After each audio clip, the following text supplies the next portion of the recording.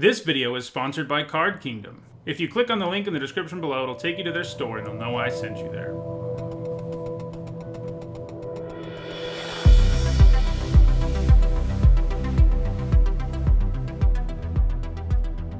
Before we get into this traditional draft for Core Set 2020, which means it will be best of 3, I want to remind everyone that my content is sponsored by Card Kingdom. You can visit their website by clicking on the panel below with their logo on it, and by clicking on the link in the description below on YouTube. You can get all the products for Magic that you want there. So, all right.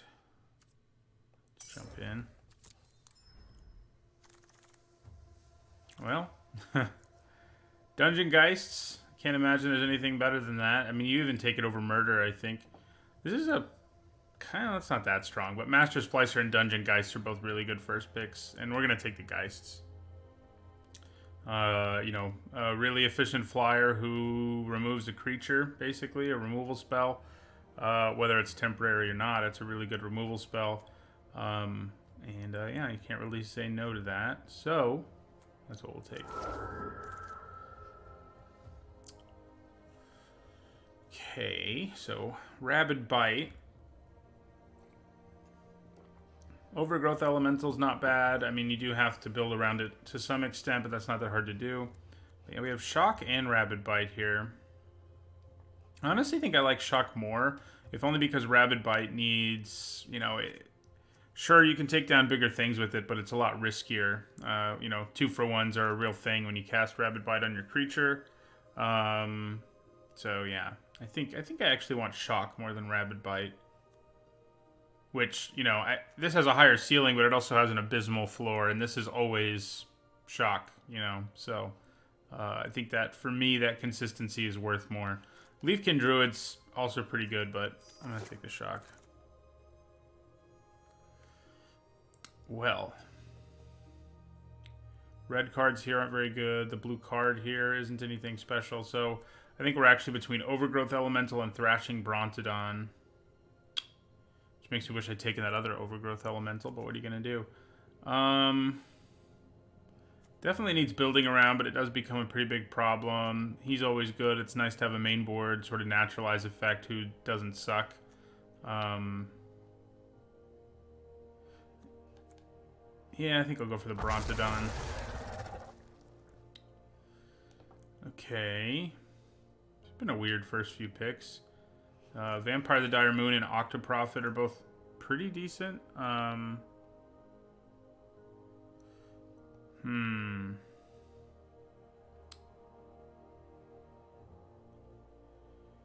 mean, since I already have a Dungeon Geist, I think that pushes me towards Octoprophet. Goblin Smuggler and Unchained Berserker are also nice aggro cards, incidentally, that I could consider. But let's take the Prophet. Alright, so Woodland Champion has a pretty nice ceiling. I've seen it be pretty good without a whole lot of effort. Aerial Assault's a removal spell, even if it is situational. Bone Splinter's kind of the same thing. I think I'm going to take the Champion, yeah. Okay, here we'll take a Leafkin Druid, I think. Yeah, I like it more than Sleep Paralysis. Okay. Green card here isn't great. None of the cards really in this pack are. What's the best card? Glaring Aegis? I think we take Invocation. I mean, it's fine. I don't love it, but it is decent enough. All right, here we'll take a Greenwood Sentinel. Okay, well, I think we probably take an Overcome and see. I mean, it has it can just end games in this format. Yeah. So, I think that's what we want there. Okay, so red cards.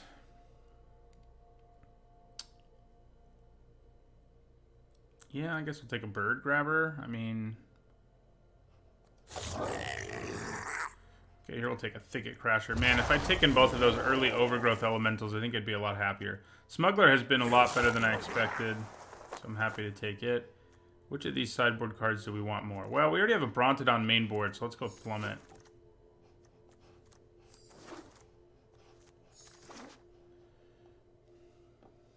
Okay.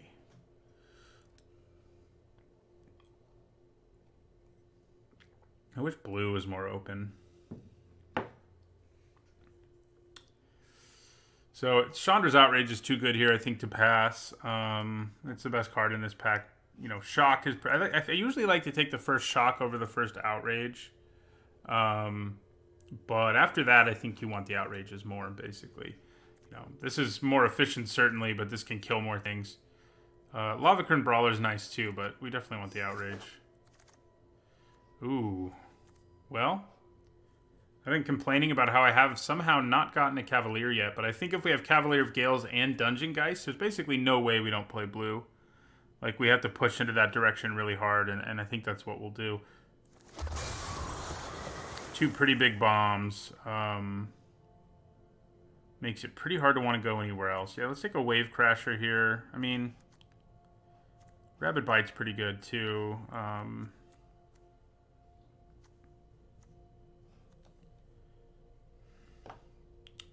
It's just tempting to try to take blue cards, but Rabid Bite is good enough that I think I just take it.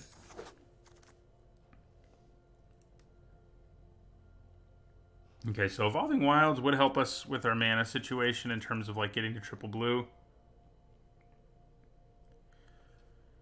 Just have to figure out. I mean, I think green is going to be our base color most likely. Like, I mean, we're just going to do this for a second, but I think this is where we want, kind of where we want to end up because of the two bombs in blue. They're better than anything we have in red. Both of them are. I mean, you know, Outrage is good. Shock's good, but, you know, Dungeon Geist and Cavalier are great.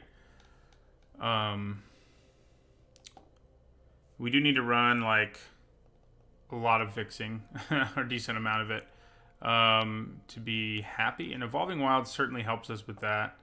You know, Thicket Crasher is nice, but I think we maybe need to be a little careful with our mana base and taking something like Evolving Wilds here over some medium but unexciting cards. I think that's where I'm going to go. Okay, so here we have Centaur Courser. We also have a Swiftwater Cliffs, should we decide to splash like Shock.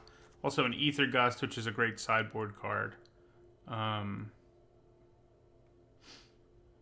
kind of tempted to take the Gust, but I'm worried enough that we're not going to end up with enough playables because of our late pivot here that I think I'm just going to take the Courser. Yeah. Okay, so here's a Thornwood Falls, which makes our mana situation a lot better. Do I want to take it over Ferocious Pup? Yeah, I think I do. Okay, great. Another Leafkin Druid's pretty good here. Better than Unsummon, I think. Okay, so the blue cards here aren't very good. Neither is Feral Invocation, really. This is just a weak pack in general. What's the best remaining card here? Probably Loyal Pegasus, I guess. Thank you for the sub, Ryan C. 23. Would I rather have a Convolute or a Fortress Crab? You know, that's a decision for you right there.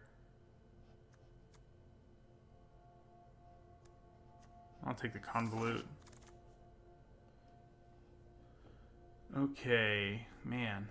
We're struggling a little bit here on playables. I think Salvager of Ruin's all right. It's not great. Natural End's a good sideboard card, but we already have a main board Brontodon. I think we take the Salvager over Befuddle. Okay, thank God. So here we'll take a Thicket Crasher. Here we'll take a Greenwood Sentinel. All this stuff came back, huh? I think main board Cerulean Drake is reasonable. I like it a little more than Veil of Summer. Yeah. Crab? Yeah. And late Ferocious Pup. So I'm not really worried about playables now. The way that into that pack went, I'm pretty happy, actually. Let's see.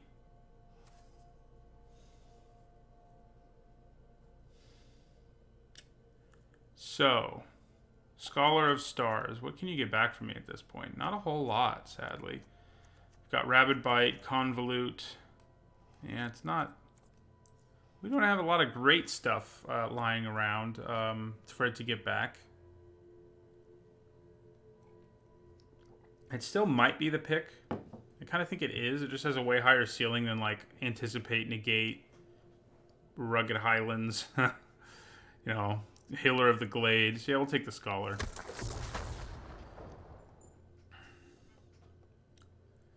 Renowned Weaponsmith. I mean, he gets interesting if you have a few vials of Dragonfire, especially. I know some people like to grab Heart Piercer bows with it, but that's not my jam. I have lost to that before, but you know, it takes a certain sort of game state and a certain, you know, assortment of cards to actually make that work, and that's a little much. So Bone to Ash is definitely better than Convolute.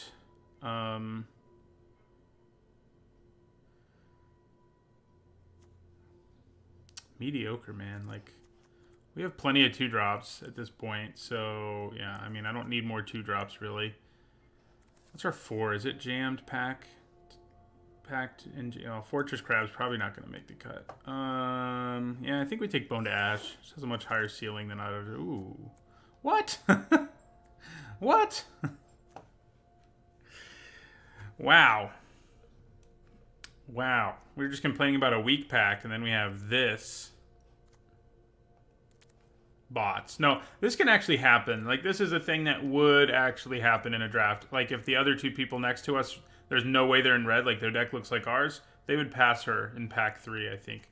And I don't think we can take her. I do think it happens. I mean, I've seen it happen in real drafts. It's just, if this were pack 1, pick 1, obviously this never happens, but yeah, I think we take the Risen Reef. We can't run Chandra, sadly. Risen Reef is great. We already have several elementals. It just wins you games. It's a value engine.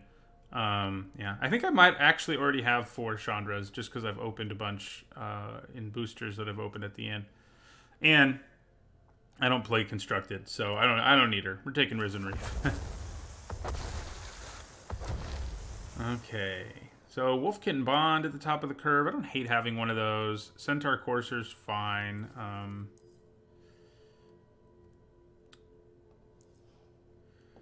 Yeah. Yeah, we just don't have the fixing to play her, sadly.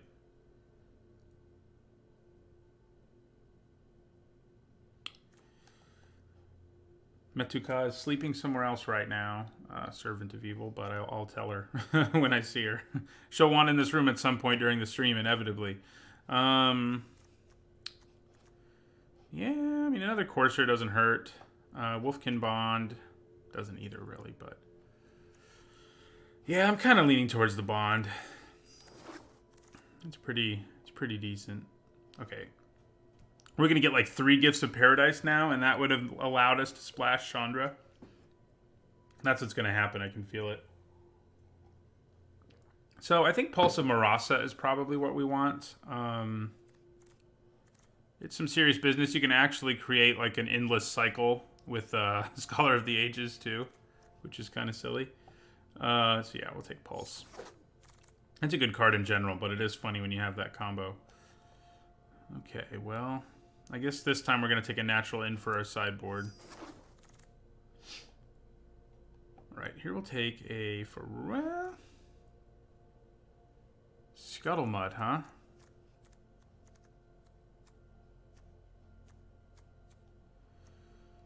Yeah, we're not splashing anything right now, and I don't think we need to. Like, we could splash Shock without any problem, I guess, but... I don't really want to. If Chandra's Outrage was 1 red mana, I'd think about it. I think we just take a Ferocious Pup. It's a little too late for Scuttlemut to really have a big impact, so...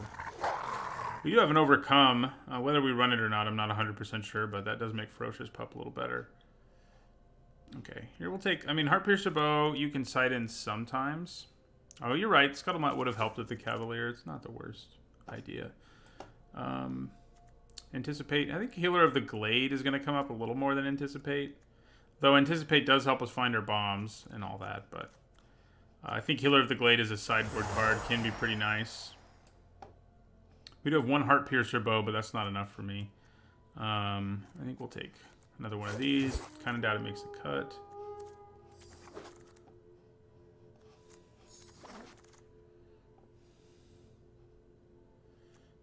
Yeah, we could have maybe managed to splash her. I mean, I guess that was the only Gift of Paradise we saw, but still, I mean, if Risen Reef weren't in that pack, if a card as good as Risen Reef wasn't there, like, you know, it's one of the best uncommons in the set, I think there's a good chance I would have been like, you know, I think I'm going to take her and see what happens. So we're not going to be running Fortress Crab. We're probably not running Convolute or Salvager of Ruin.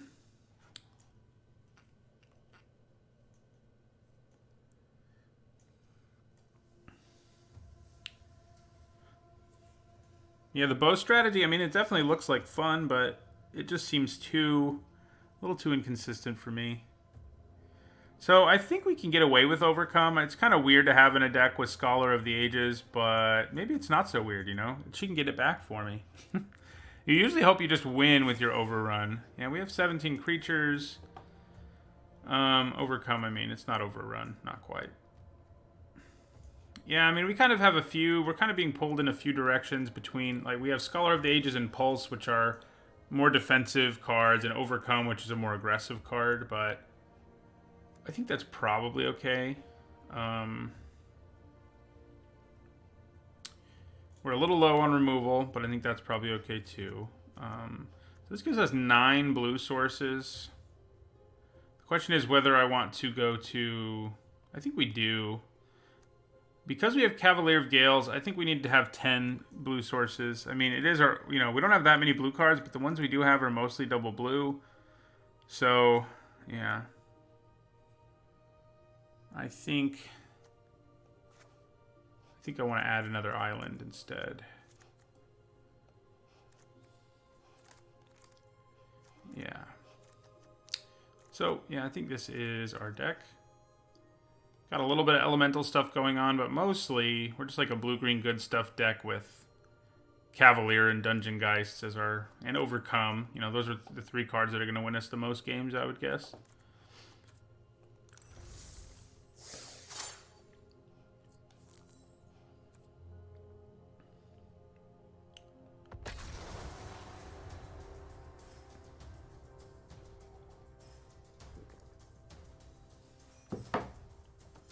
Yeah, our deck has a lot of double blue.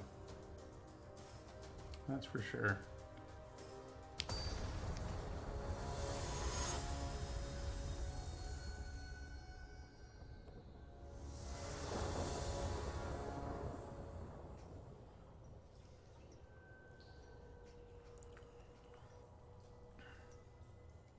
Yeah, I'm glad we picked up that fixing because it makes our mana base way better and way easier to support a Cavalier.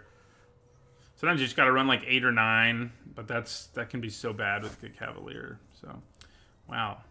Not the hand we wanted to see. I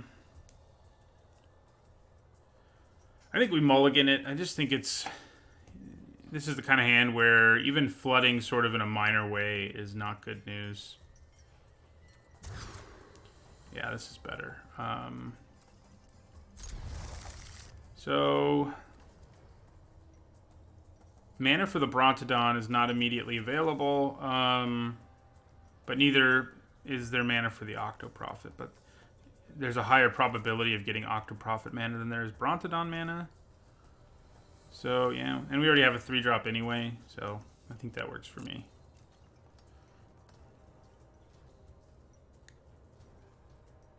I think they fixed that bug. I hope they did. I haven't played against it since then. Yeah, that happened to me in the early access event where my opponent played it, and I tried for so long to ignore it, but eventually had to take my headphones off. I think that was a draft video in addition to a stream on YouTube.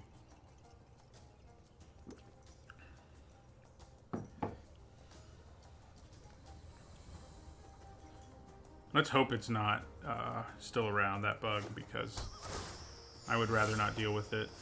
Hey, Brontodon mana. But we still have 2, 3, 4 as our curve, and that works for me.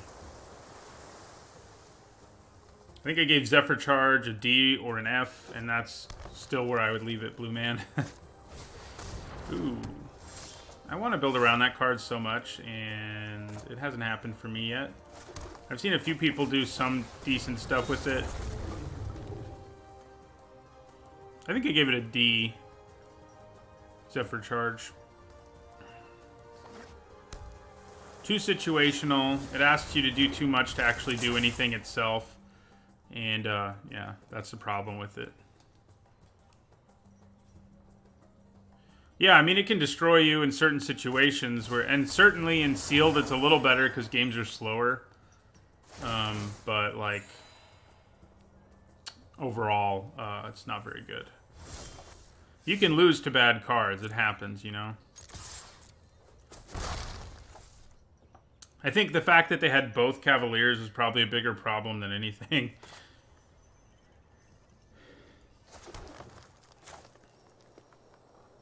Yeah, Season of Growth is a card I gave a build around B to, I think, because I think it has such potential. You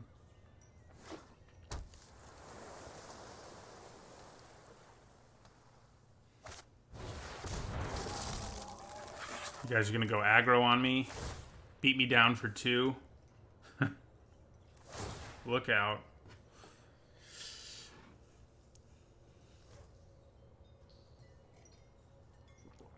Yeah, that Frostlinks isn't exactly I mean, you know, it's annoying here, but it's not the kind that taps your stuff down and suddenly you're taking 5, you know. Okay.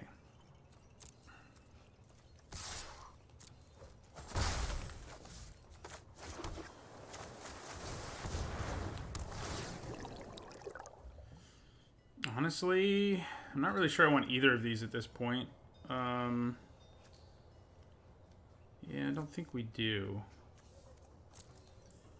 Pulse is something you want a little later, ideally. I mean, we could get it and hold on to it, but I'm trying to hit like a Dungeon Geist or something if I can.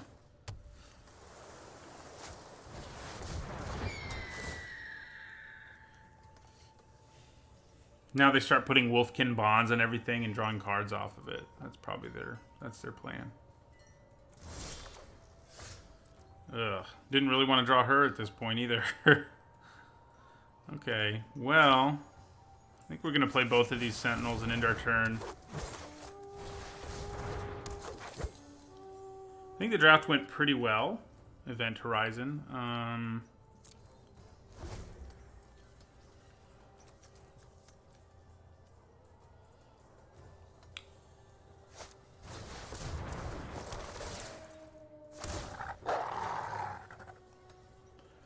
Yeah, I mean, our deck does not have much removal, and that's a little annoying. We also don't have Frostlinks, which is usually the hallmark of a good blue deck in this format. I'm just kind of surprised they want to attack there, but also kind of okay with it. Well, I think we probably just hold up Bone to Ash at this point. I mean, playing Ferocious Pup isn't going to make a huge difference here.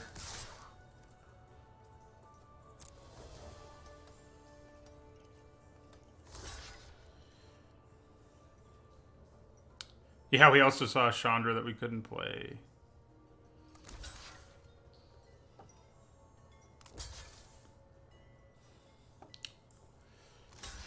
So at this point, Sorcerer of the Fang is the biggest problem of these three, so...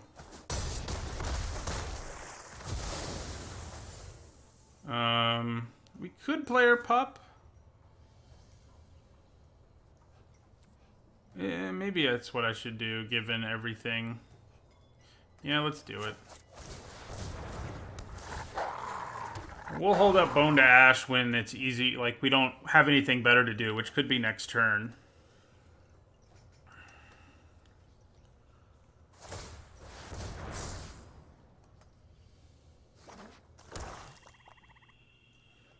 Bone to Ash is too easy to play around here, too. I mean, especially when they have Season of Growth, and they're probably a deck not that interested in playing a billion creatures.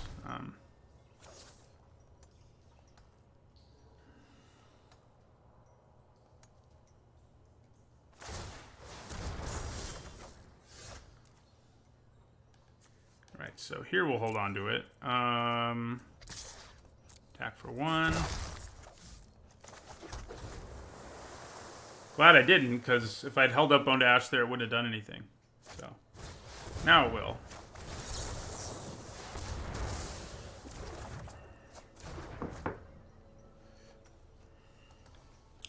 This Boreal Elemental is beating us down. So, I think I might just take 5. And it's probably worth double blocking, actually. Oh, never mind. That's right. Yeah, we'll take 5. Yeah, we're in trouble.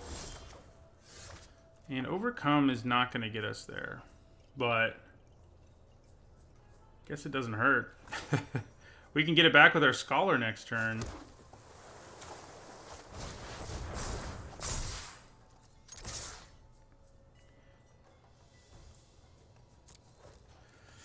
Well, maybe it does kind of. Does put them in a bad spot. So can they kill us here?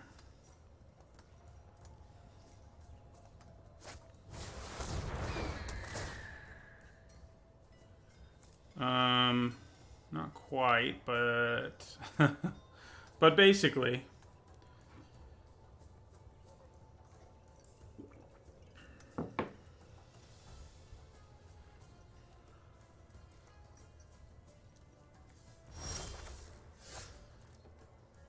So we still don't have mana for our scholar, frustratingly enough.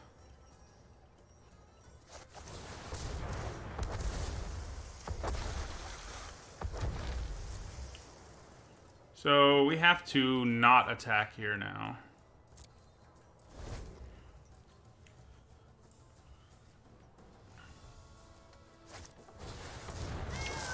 Yep, that'll do it.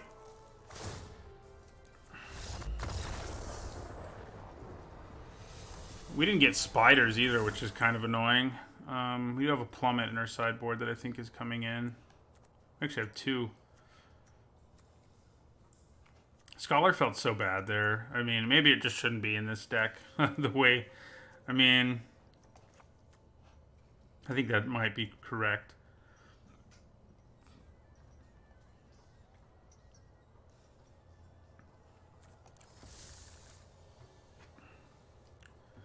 Yeah, Boreal Elemental is sort of a sneaky good creature in this format. Like, I thought it would be a nice common, but you know, a 5-mana 3/4 lines up really well in this format. A 5-mana 3/4 flyer. Wow. Okay, that's much better. Probably overcome going to the bottom. Yeah, Scholar's definitely for control decks. And we considered cutting it, and it probably just should have, instead of just considering it. But what are you going to do?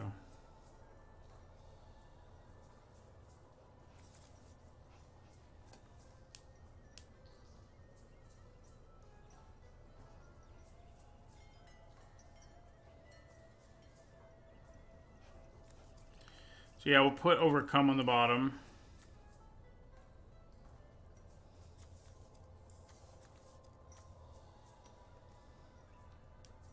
Yeah, Frostlinks too, like our opponent has, is so important for these decks. Not having those is kind of rough too. So we keep 6 and overcome to the bottom.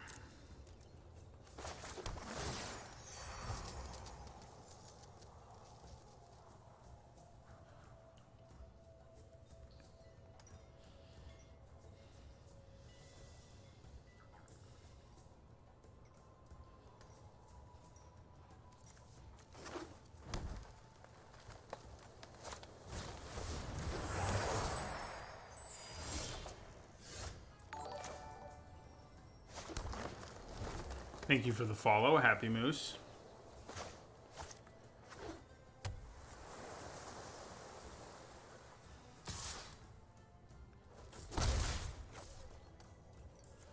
Kind of hoping they don't have a 2-drop, but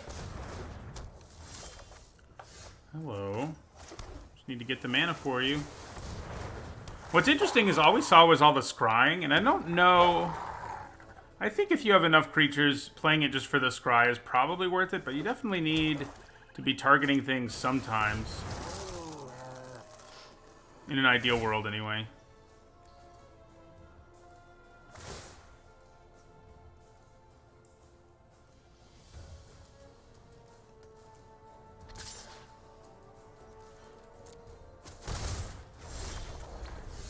Okay, well we can play Dungeon Geists, which is really great.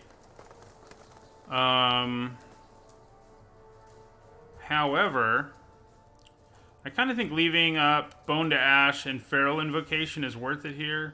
I mean, the Geist is nice, but I don't think we're desperate here to play it. I think we want to play it to tap down something that's a little more problematic.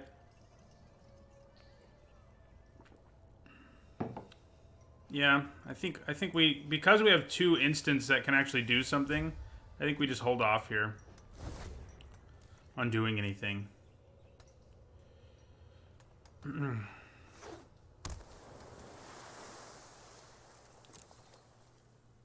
So I'm not going to use Feral Invocation, like if they decide to attack me here. That's silly, so we're not going to do it.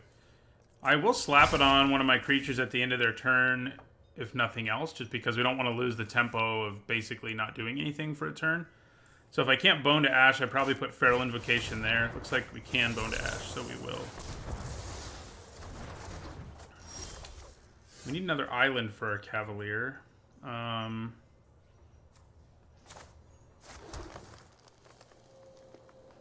so I think we just attack with our Wolf.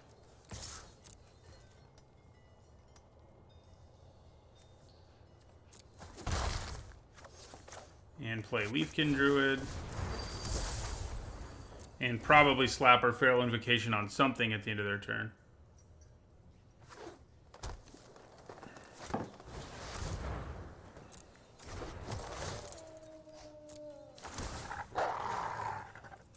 Maybe not even at the end of their turn. If they attack me here, putting it on Leafkin Druid is pretty great, because it makes it a really good blocker, and I get to kill one of these things. Okay, they're not going to do it.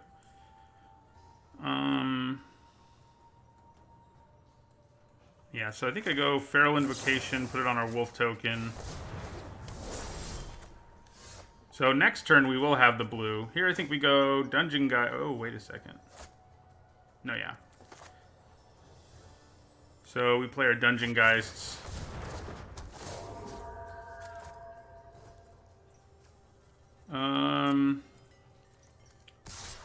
Attack with our 4/4.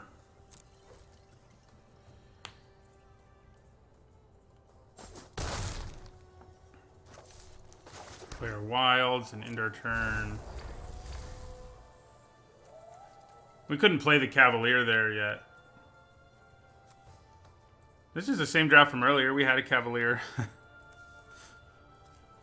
hope they don't, like, Mind Rot us here. Wouldn't that be fun? Okay. Double 2 for 2.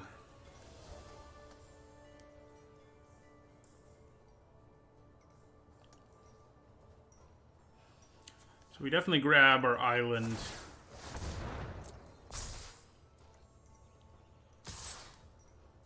And we definitely just take 3 here. Our opponent's going to be real annoyed that we play Dungeon Geists and the blue Cavalier here, but what are you going to do?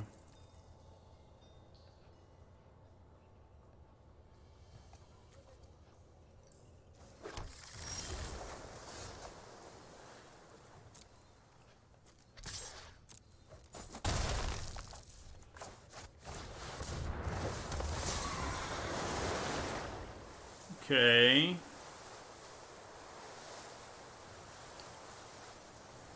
So, Thrashing Bronodon will be nice. I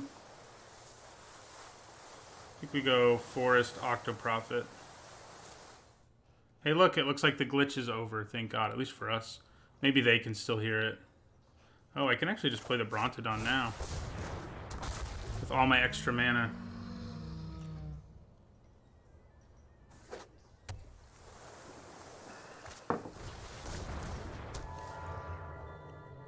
What do you do? Return your Frost Links and tap something down? Seems kind of... you're going to gain life. I guess that makes a little more sense. Maybe.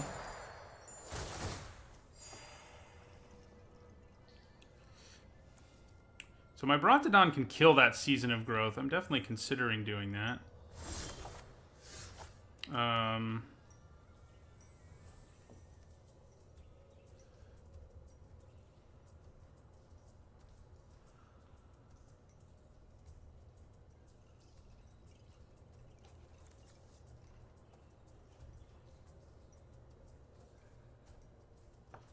Alright, so let's attack with these guys.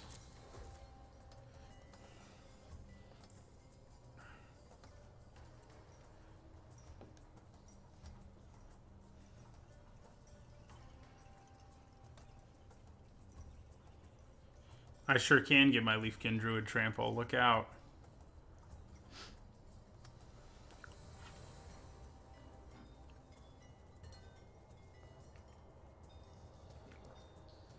I think we play the Octoprophet, see if we can get rid of the land that we put back on top with our Brainstorm.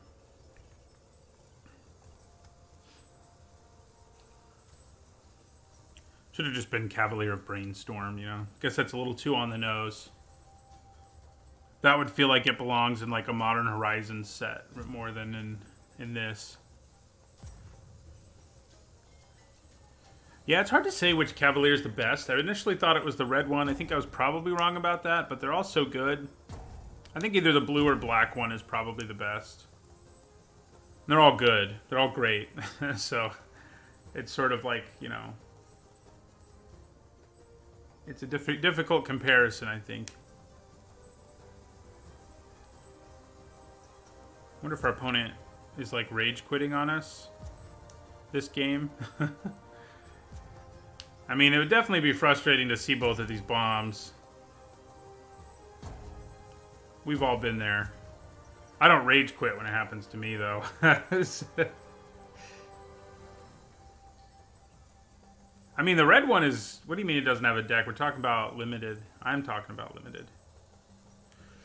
Anyway, the red one has a deck. Any red deck is it. That's it.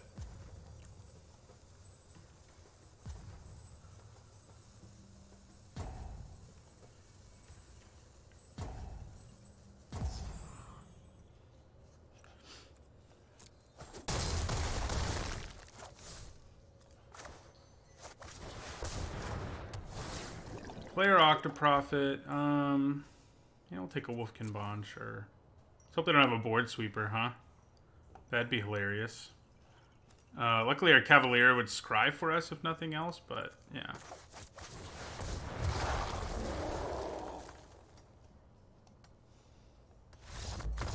All right. So the question is, given what we've seen, do we actually want to also bring in Natural End, or just is Thrashing Brontodon enough?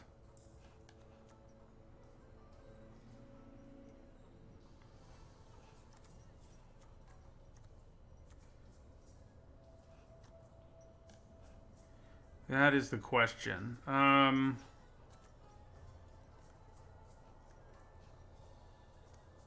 For a second, I thought this little flower was on the card, but it's some sort of visual glitch. I mean, there's one over here, too.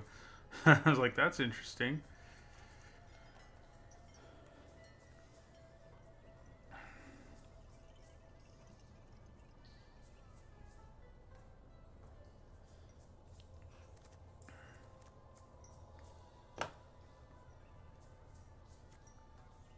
I think we could consider cutting our Drake. I mean, it's fine, but... It's not like... I mean, I guess that would drop us to 5 2-drops. 6 is certainly better. I could cut a Pulse of Marasa. I don't think I hate that plan here. Yeah. The thing is, like, the art we've seen, we want to blow up their enchantment, their build-around enchantment, but if we blow up that equipment...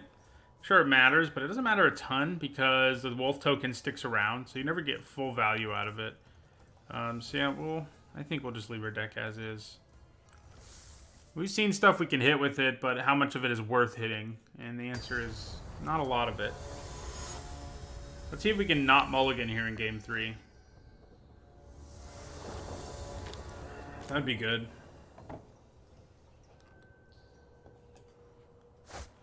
And I think we did it. This could just be a curve out, overcome kind of hand.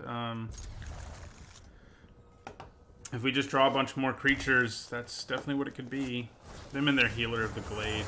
It's been pretty good against us. Okay, we got our Cavalier again early, so that's nice.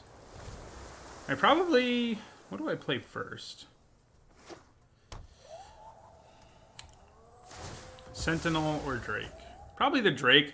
I think getting in for a bunch of early damage, or some early damage, it's not going to be a bunch. Especially when we have Overcome is really worth it. And Greenwood Sentinel is probably about to be unable to attack. Cerulean Drake probably will still be able to attack. So...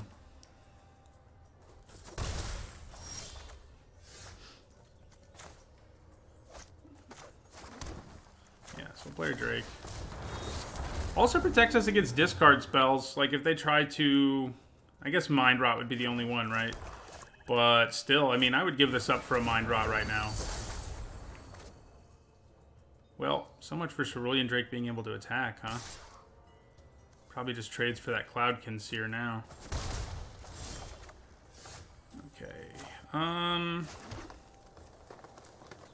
I think we play our Courser here. Then maybe we play Ferocious Pup next turn.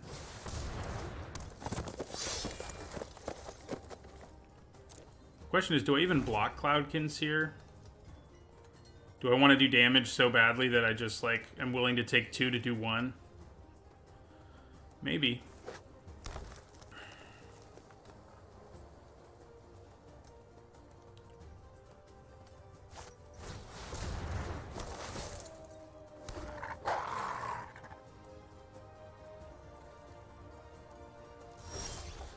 Well, if they're not going to attack me in the first place. Okay, well, I think we play the Brontodon. It's too useful here, just as, like, yeah. I think I can actually play the Brontodon, and then I can consider attacking with my Courser. With Overcome, it is tempting to just hold back, but thinning out their board also makes Overcome better.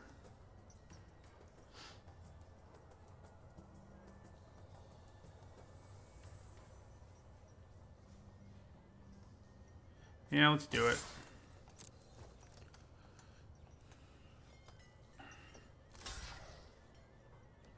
So, I could sack my Brontodon to blow up the saddle, and then my Courser survives, but I think we're okay with that plan.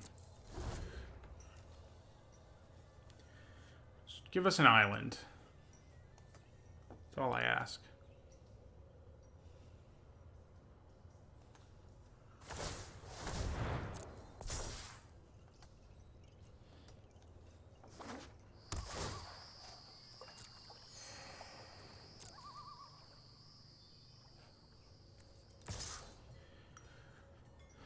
Alright, I think we just take it.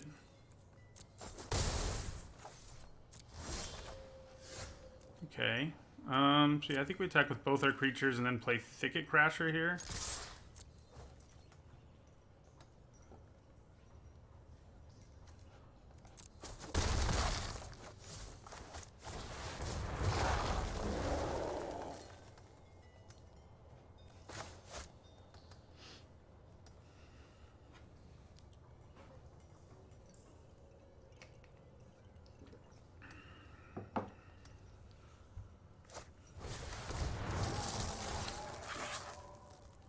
Yeah, I mean, that definitely messes up the race here.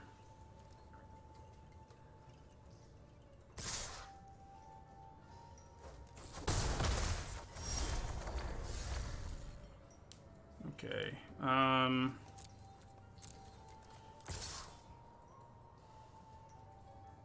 Woodland Champion, Greenwood Sentinel. Doesn't seem too bad. Yeah. Let's just go for the attack here. Yeah, it's not a race we can win, I know that, but we just need a little help.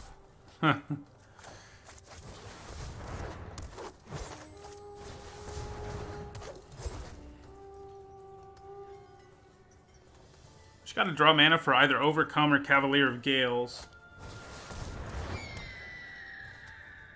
Well, that makes life more difficult. Probably have to stop racing officially now.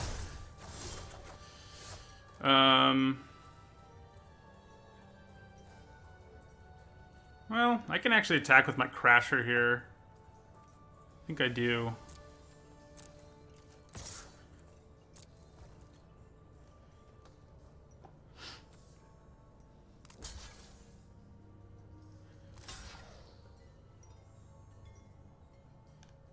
Interesting. Oh, they don't want to take any damage. That should set up our overcome pretty nicely. I would even take any mana because, I mean, as long as if it's Evolving Wilds or our tap land, we're going to be annoyed. But any other land lets us cast Overcome, and I think that makes me feel pretty good. Oh.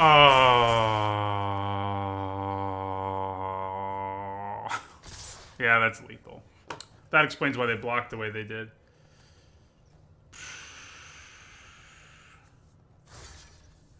That's frustrating as hell when you can draw any land in your deck. And it can get you there, and then you don't.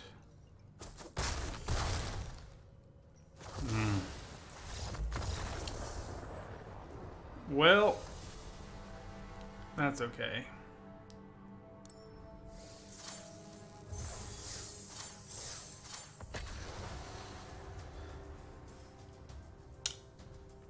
I think it was right to race them the way we did. I mean, kind of came down to whoever could cast Overcome first.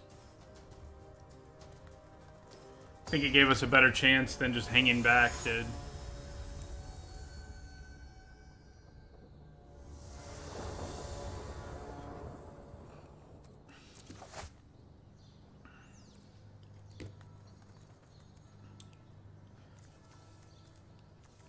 This is definitely a risky keep. Mulligan. Yeah, we're a little soft to flyers, sure. Wolfkin Bond to the bottom. Softer than we'd like, especially for a green-blue deck. Like, we have no spiders.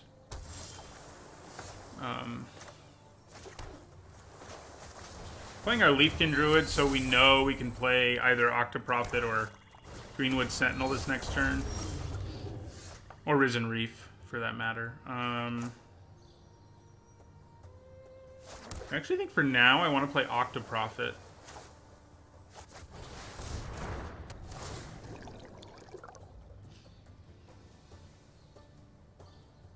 Okay, so...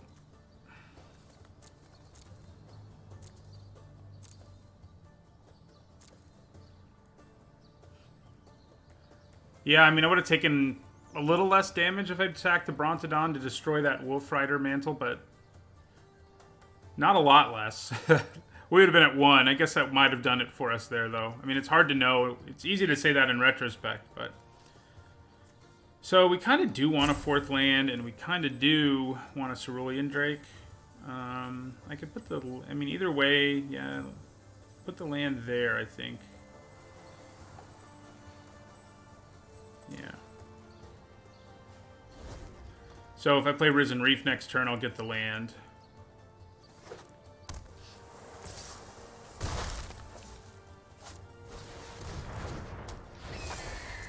Okay, well, I don't think I'm actually going to play Risen Reef this turn. I think we'd rather just... Actually, I'm going to attack first. I doubt they blocked, but just in case they do. Yeah, alright. So then we're going to go Rabid Bite.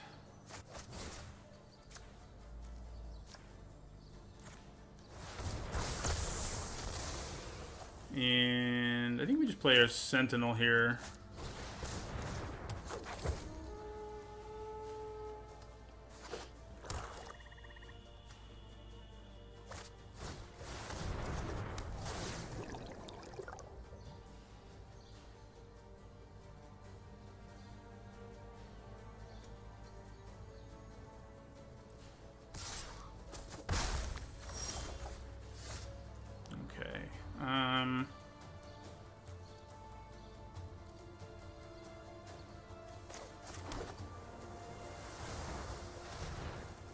Play our Risen Reef.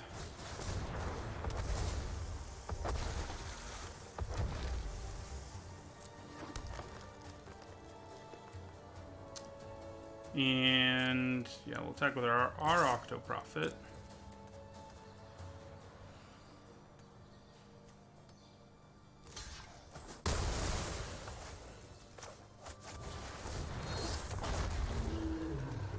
Okay, Elementals, it's time for you to show up. Oh, balls. This may be an 0-2, which would be real sad given everything. Our deck seems like it should be better than an 0-2, but...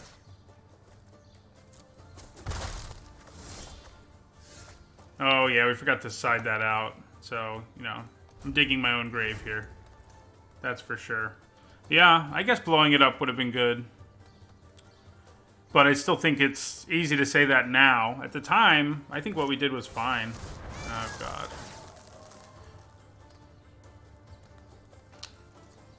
Stupid Scholar. So, I think I go ahead and trade for the Drake.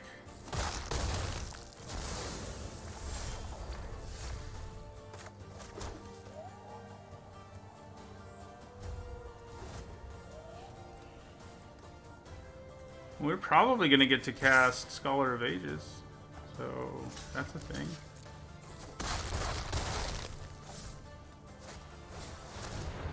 Oh, good. Well, I guess the hot streak's probably over. We'll see.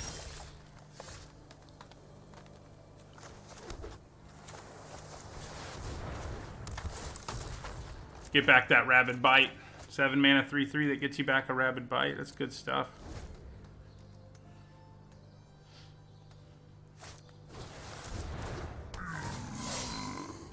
Ouch. Now do they have a swamp? A swamp kills me. Okay.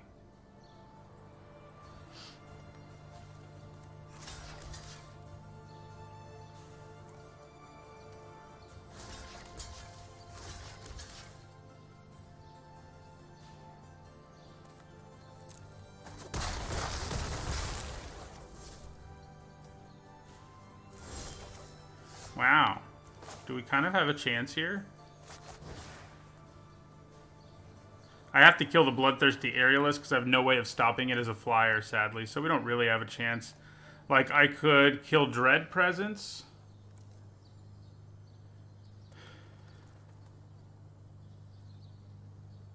But... God. We're pretty dead. I mean, we have to get really lucky, or they have to get really unlucky for us not to be dead. But I think we have to kill this, basically. And hope they don't draw a swamp. Ever. Basically. So...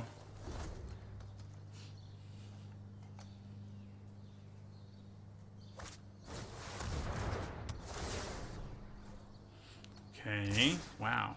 Well, I definitely trade for him. Chump block that.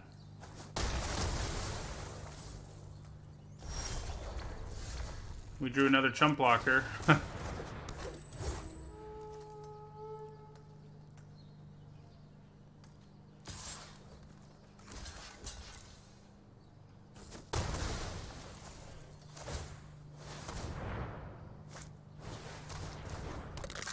soon as we draw a land, we lose. Oh. That's actually pretty good, huh? We have 7 mana. Pulse into Octoprophet?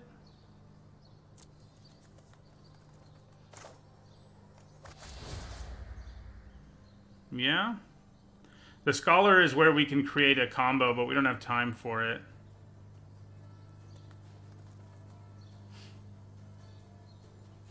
So Octoprophet it is. Suddenly we're back at 9 life.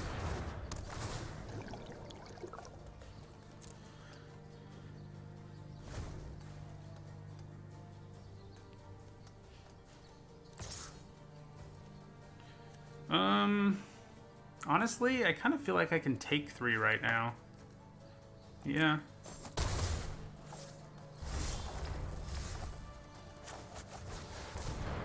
Bone to Ash.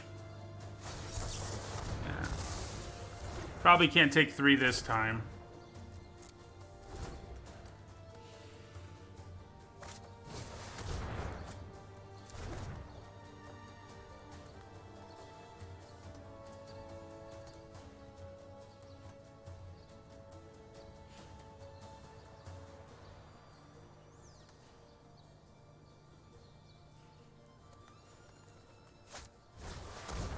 Oh, good.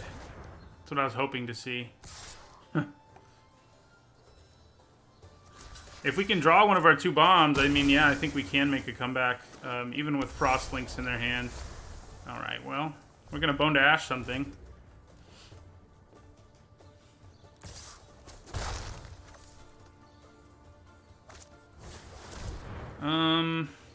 Yeah, I guess that's what we Bone to Ash. Hello. So he can get tapped down, but he's going to draw us some more action, hopefully. Oh, wow. That works for me. So there's a significant chance they have Bone to Ash. And I think because of that, it's actually better to play Dungeon Geist here, because the Cavalier getting countered... Well, which would I rather get countered? We can't really play around it. We can't afford to. So the Cavalier, both of them give us so much value that they can pull us back in this game. The question is just which gives us more.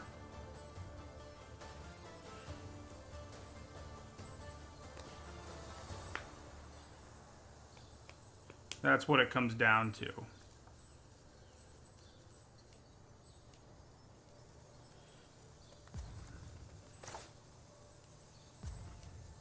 I'm going to play the Geists. Wow. Resolves. How about that?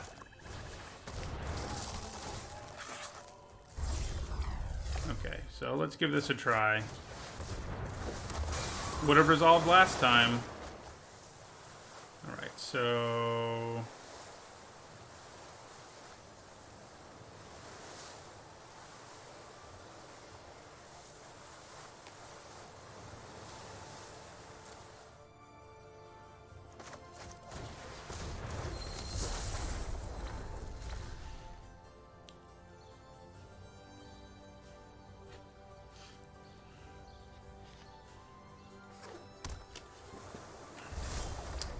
How about that? Okay. I think both of them bash here.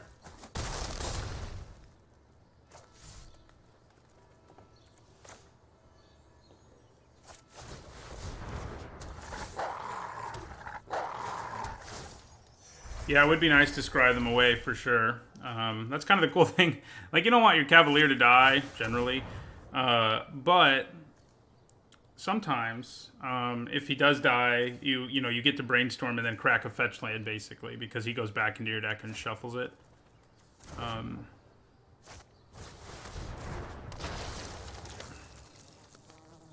What did they get back? Oh, yeah, him.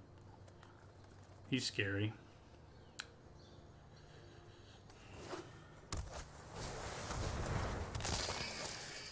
We're going to draw a land, unfortunately.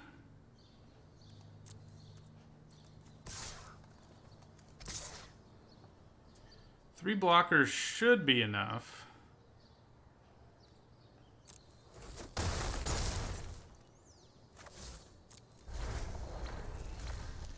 All right, so do we get to finish them off, or do they kill us? So they're going to kill a blocker here. So if they can kill a blocker and then play Frost Links, what happens? I still survive, is what happens.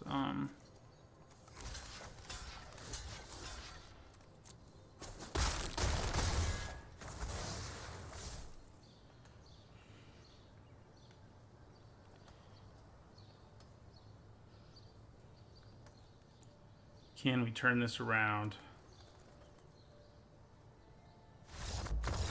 We did. Drawing back-to-back bombs will help with that. So yeah, even though the Scholar did something there and actually ended up being pretty relevant, I don't think we want it.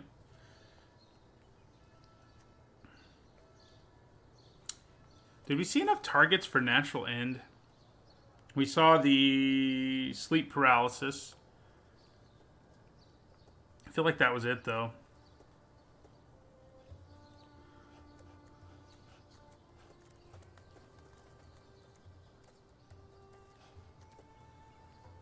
Life gain does seem pretty good against them. Yeah, paralysis probably not enough. Greenwood Sentinel or Healer of the Glade or Plummet. Plummet didn't seem bad. Yeah, they would have beaten us, I think, if they didn't get as aggressive as they did with their Dread presence. Like, when they attacked with it just to trade, I think that was a bad move on their part, because that card is... I mean, it'll win them the game if it stays in play, but it was gone for way too long, and by the time it came back, it didn't really matter, so... Yeah, let's go with the Sentinel. He had the 3-mana 2/3 that gets bigger every time you gain life, but I think that's it. Unfortunately, I don't think we saw enough targets. Hello, Fleur. Deck looks nice, but we're actually 0-1 right now and trying to even that out. It looked like we were going to lose our first game pretty handily in this one too, but we got out of it somehow. Yeah, that's pretty good. Pulse of Marasta saved us. We drew really well in that game. Between hitting the Pulse and then hitting... Even Scholar of Ages ended up being pretty good. Things were pretty nice.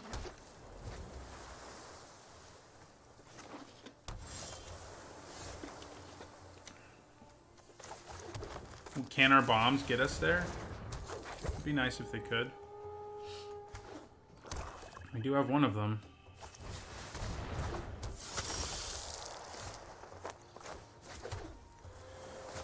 Alright. So next turn we probably play Dungeon Geists and tap this thing down.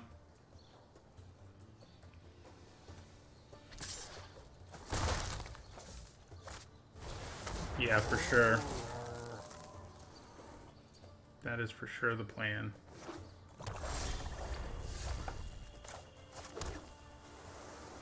I think I'm okay with trading my Woodland Champion. And should I be? Yeah, I think we are. They could have Soul Salvage, but... Yeah, alright. Then... I guess if we played Thornwood Falls there instead, we could play Cavalier next turn, but...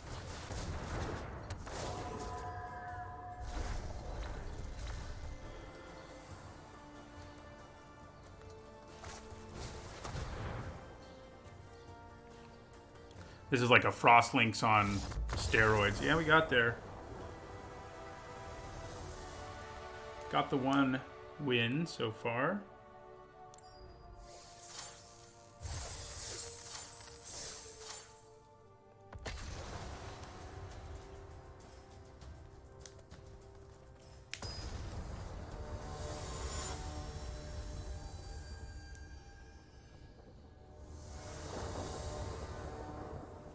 Play first. I think we can keep this because of Leafkin Druid. We do need blue mana, but I don't think we're desperate for it given what our hand looks like. Probably going to draw Dungeon Geist and Cavalier back to back now.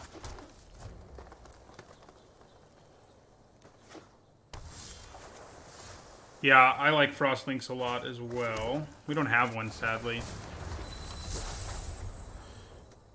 But it is pretty great.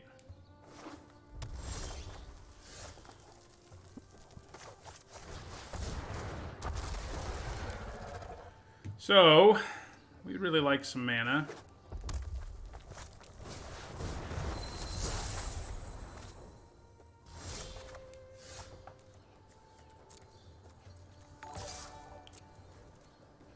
Thank you for the follow, Fyodor Sasha. Well, now we have enough creatures that this produces 4 mana, but we still need to draw more mana. I mean, this produces 2, so we have 4 mana total.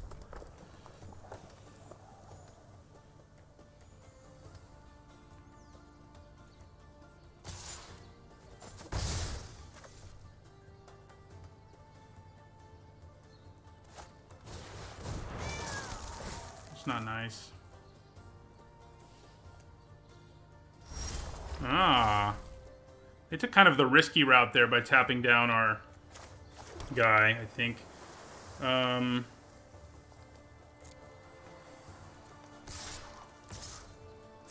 think we're happy to trade with Frostlinks. Glad you've been enjoying the YouTube videos, Fyodor, and glad you could make it to a stream. So I think we play Cerulean Drake. Between being pro-red and being able to trade the Cloudkin Seer, I imagine it creates some problems for our opponent. That's not good.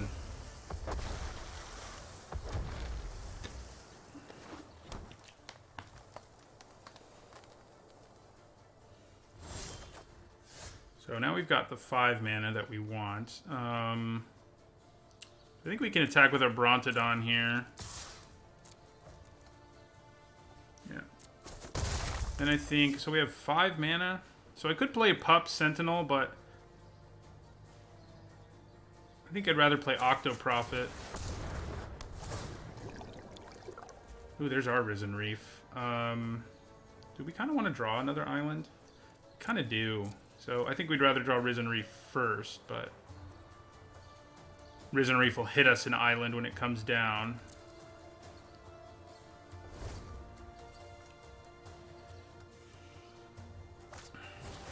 Oh, man. This is the nasty combo. Risen Reef into Scampering Scorcher. 4 mana, draw 3 cards. That seems fine. Yep, it will put the island into play. And actually... I actually won't put it into play with the Reef. Because I can actually play it untapped if I don't. So that's kind of cool. Alright.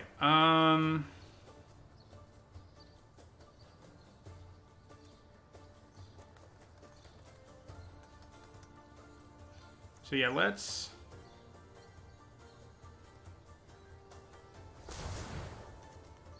do this. Play Risen Reef.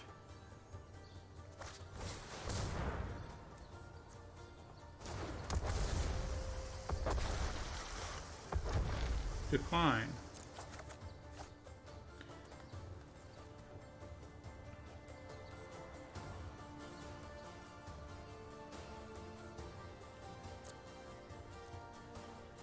So I think we can send in Brontodon and Octoprophet. Because we have Pulse of Marasa, losing either of them isn't a huge deal at this point.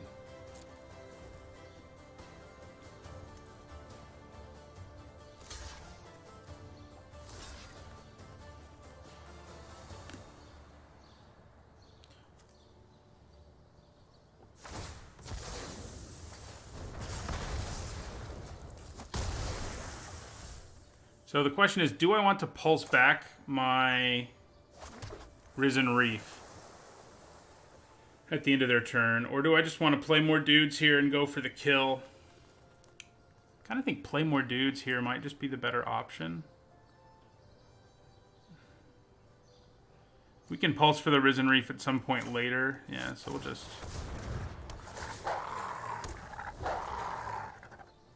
We forgot to take out our Scholar again, by the way. I'm so good at doing that. When I decide I want to change my deck, I never remember to.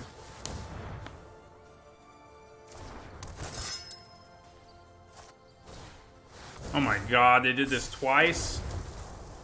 Twice? Oh my god. Oh. Glad you feel like the content helps, Fyodor. I can't believe they did Scampering Scorcher, Risen Reef twice. That's some nonsense right there.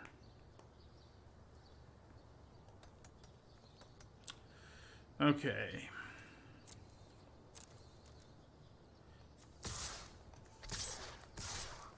Send all those dudes in.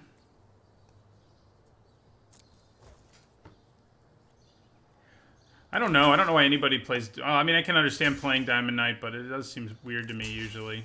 They just single blocking all these guys? I know you're double blocking there. Let's just hope they don't have a way to, like, blink their whole board or something, you know? So, we have 2, 4, 6 mana.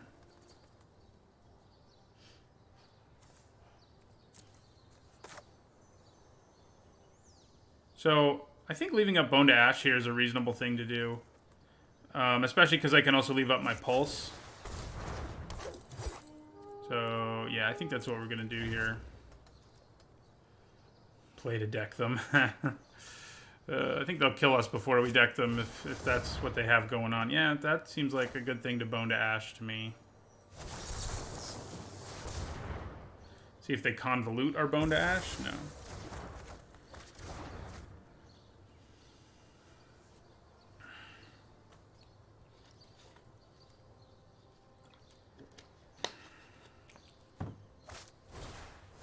Ooh.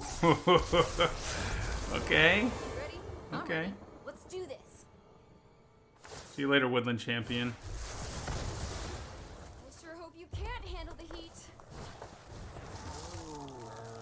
So her +2, +1 can like definitely kill us right now. Get close to it anyway. Yeah, they have like what feels like standard elementals basically. Okay.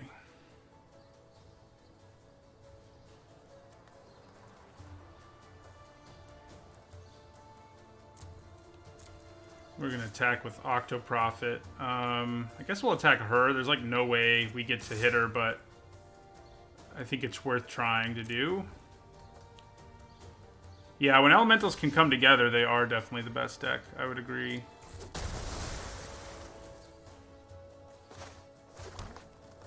So 2, 3, 4, 5, 6, 7 mana. So I can Pulse, get back Octoprofit. I can also Pulse, get back Risen Reef, but I think Octoprofit's actually better right now. Yeah, especially if people play double Scampering Scorcher, it's a lot of value.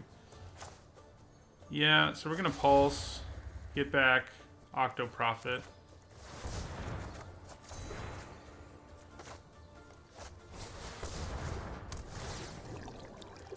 Hey, there's a bomb.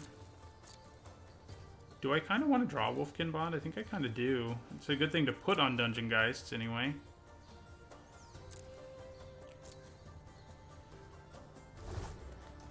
I think drawing non-lands in general is something we can be happy to do.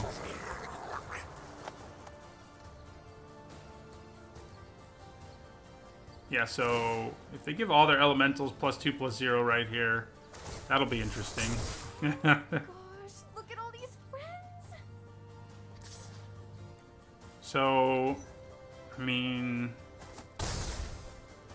really? Okay. All right, that's a little more of a problem, especially as they continue to draw cards. My God, maybe we are playing to deck them. Okay.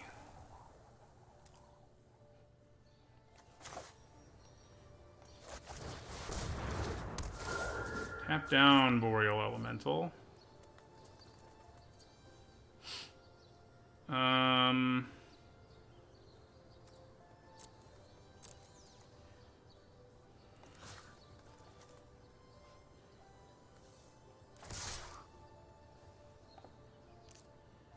Yeah.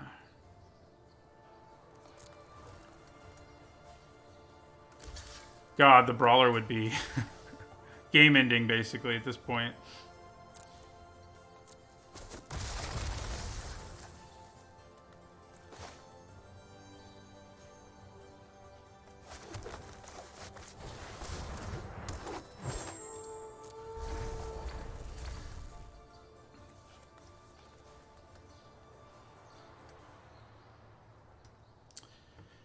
I think I need to start attacking them and just hope Chandra can't kill us, basically. Like, we're gonna slap a Wolfkin Bond onto our, It's elemental, dear. What's her name? on our Dungeon Geists and hope it works out, basically, is our plan.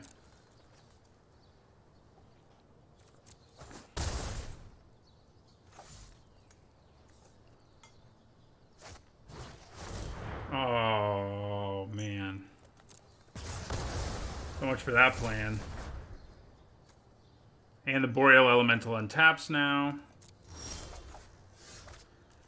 Well. I think we put it on Greenwood Sentinel now. If they have a response, we're dead. Yeah, they do. I mean, our Cavalier's not going to save us here. We'll just go ahead and concede this game. Okay. They do have a lot of X1s. Is this a place where Heartpiercer Bow is actually decent? Maybe. Definitely want Plummet. Cut our Scholar.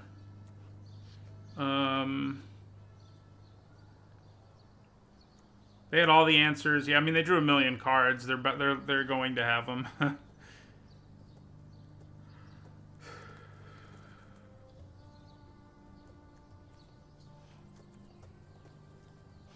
Yeah, I still don't really want Heartpiercer Bow. Maybe I should. So Scampering Scorcher, the Cloudkin, Risen Reef. Should I bring in Heartpiercer Bow? And cut like Wolfkin Bond, because clearly they're going to 2-for-1 us almost anytime we try to cast it. What the heck, let's do it. Our deck's light enough on removal that having ways to kill X1s is probably alright.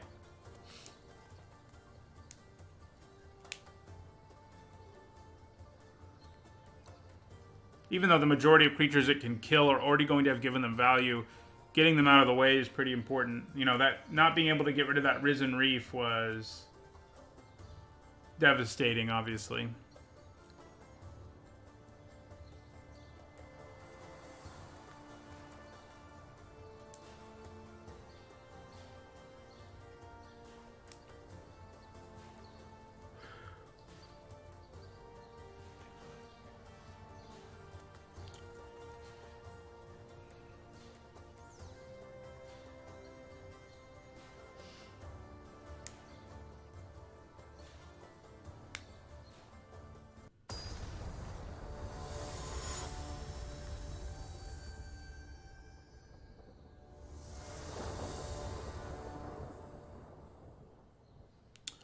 Play first. Oh, man. I think going first we can keep this, but it could be problematic. We'll see.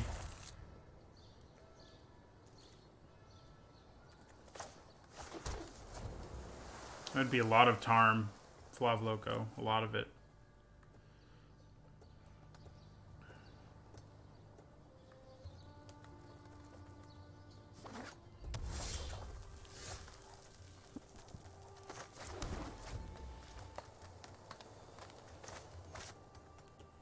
We did take out Scholar.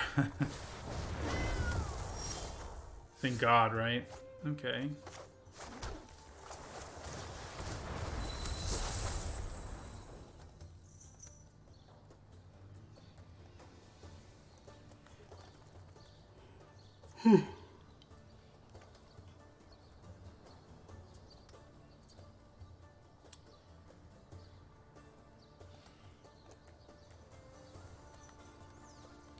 Probably just go for it with with Dungeon Geist. I almost said Tarmogoyf because of the tongue twister.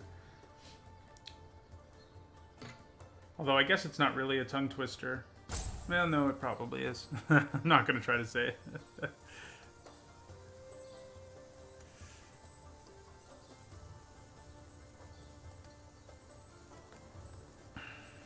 Well, we've got Cavalier mana.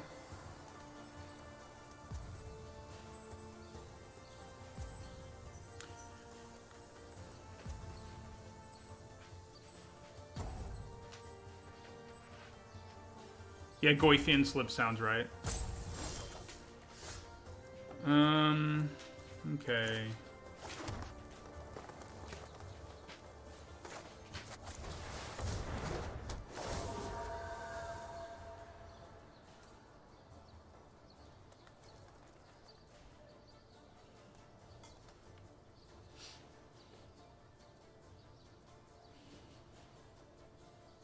Next turn we probably play Woodland Champion and leave up Bone to Ash mana.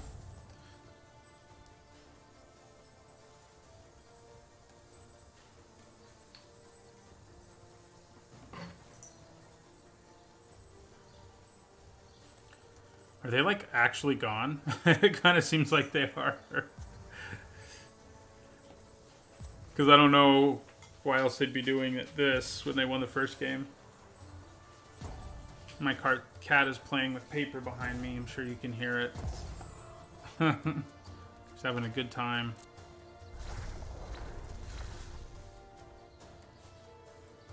Yep, it's from Innistrad originally. The Geists, hence the creepy.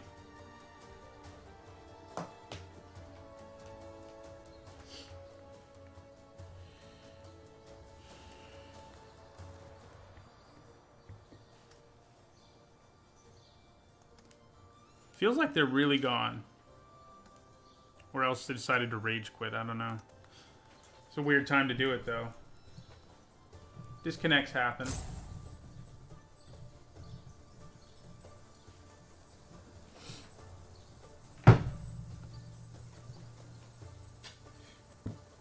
Trying to get my cat to...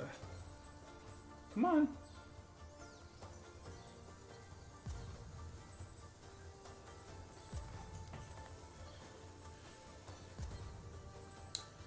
She wants me to pet her on the floor, of course, because that's possible right now. Okay, well.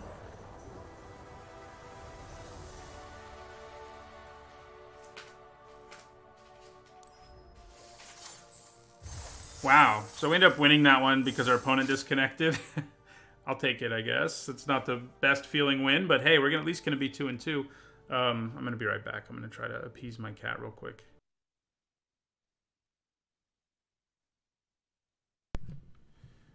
Okay. You know what we need to do? Cut Scholar of the Ages.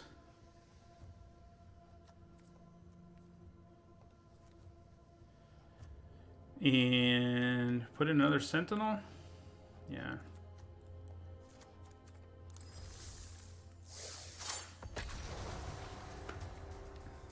Yeah, I mean...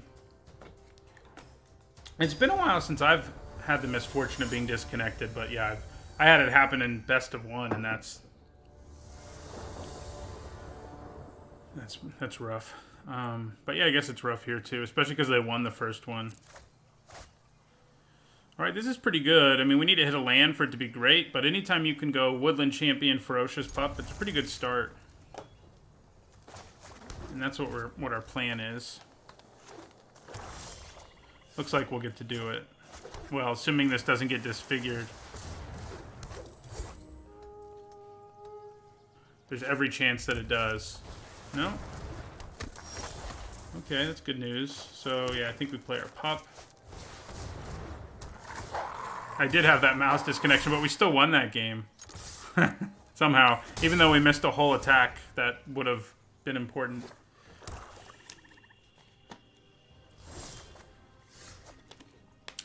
Okay. I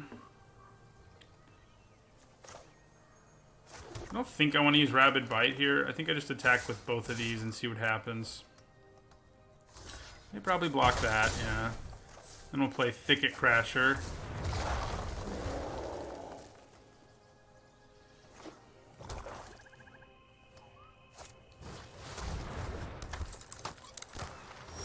Now we're going to Rabid Bite, because it opens up a world of pain for our opponent.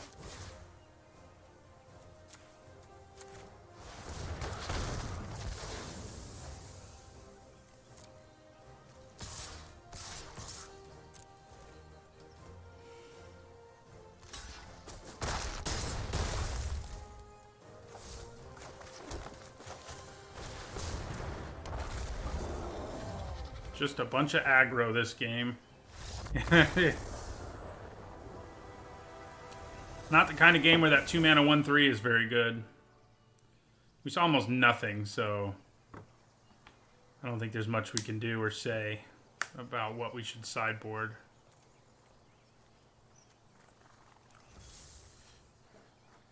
Yeah, we just curved out all crazy there with nice efficient creatures.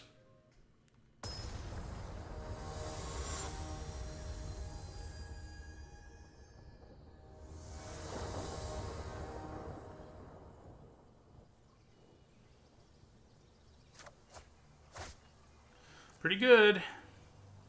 Kind of have to get the forest instead of the island, but maybe we'll draw a forest or an island. Either one. Drawing either one here would be good. We drew the forest. Works for me. So now we can search up an island and not feel wrong about it.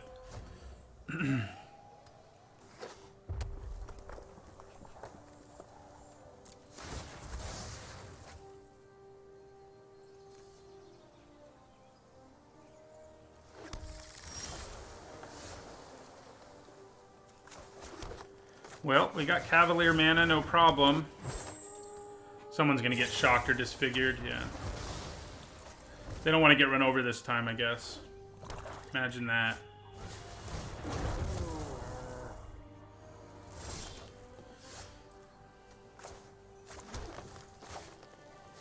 Yeah. Need to play islands on the next couple turns instead of being a dum-dum.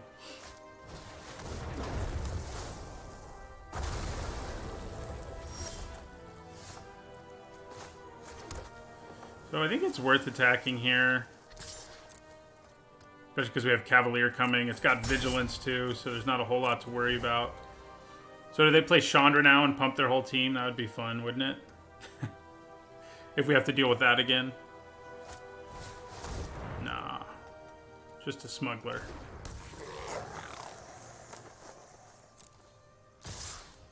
Okay, so... I think we actually would rather kill a token than the Scorcher because they could have a way to get it back. So we'll kill a token. And take some damage.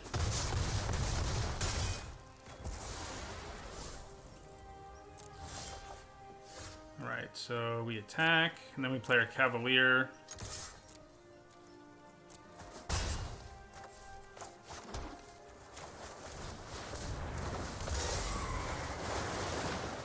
Ooh, gas, gas, gas. Okay, so... Did I forget to attack? No, I did attack. I did attack. That's why they're at 16. Ooh! Nice. Nice act of treason. So... I think we're going to block this smuggler and take... the yeah.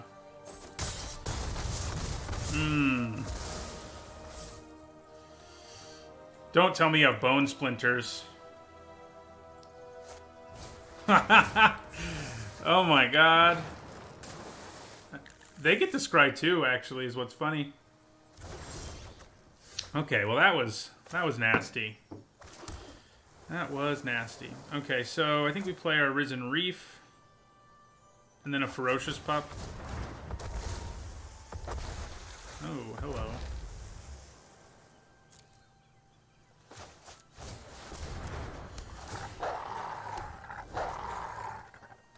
At least they didn't have one that gives them an even better death trigger, because those are nasty.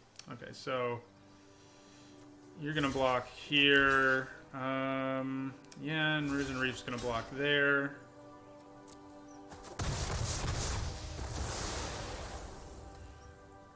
We have Pulse of Marasa, which will go along. Oh crap! Don't tell me you have another Scampering Scorcher in your deck. Oh, you're a horrible person. Okay, well...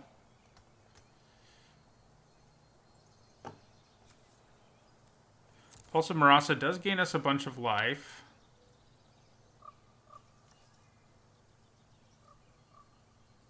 Unfortunately, there's no way for us to play two creatures this turn.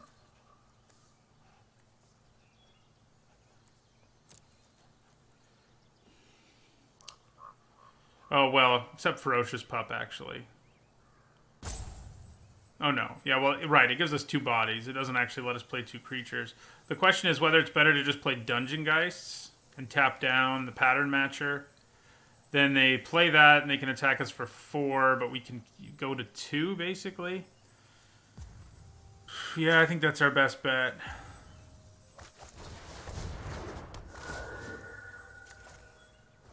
Then we gain a life.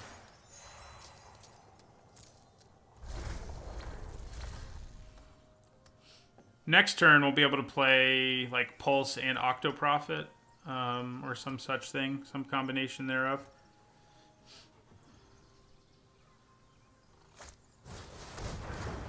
Interesting. So they're waiting for an opening. So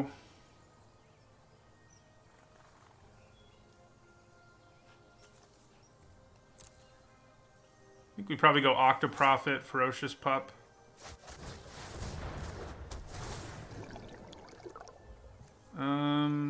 More creatures is good. I think I'll take them. And play Ferocious Pup.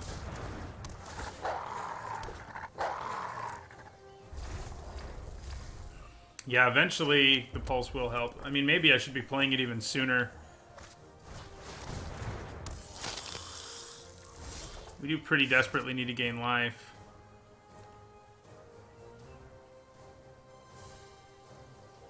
It's tempting to like try to be greedy here, and I kind of can be next turn at least. I think I play Thicket Crasher now and then play the Pulse on Risen Reef. Yeah, something like that. Yeah, we'll leave up mana for Pulse. Morning Drop of Flame.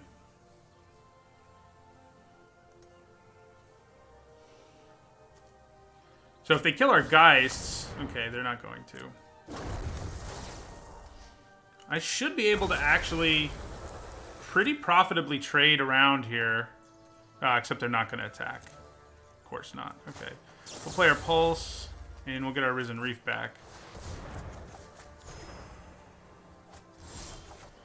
And then we can go Risen Reef. Ooh, hello. That's going to be nice. Thicket Crasher.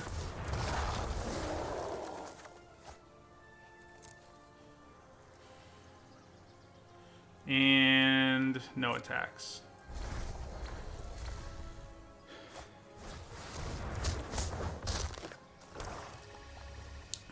All right, so damage.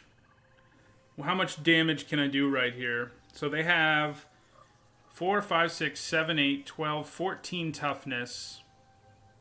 And we have 5, 8, 12, 16, 17, and then 17 plus 2, 4, 6, 8, 10, 12, 14, 16. God, I forgot the first number already. Math. Okay. Let's just add the power. So 4 plus 9 plus 14 plus 16 plus 18 plus 12 here. This should be enough damage, right? Help me out, chat. I'm in the 30s, right? And that should be enough.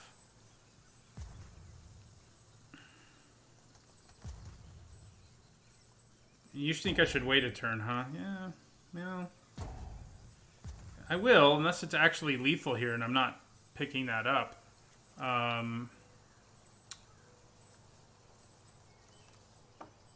So 16 damage from Overcome, and then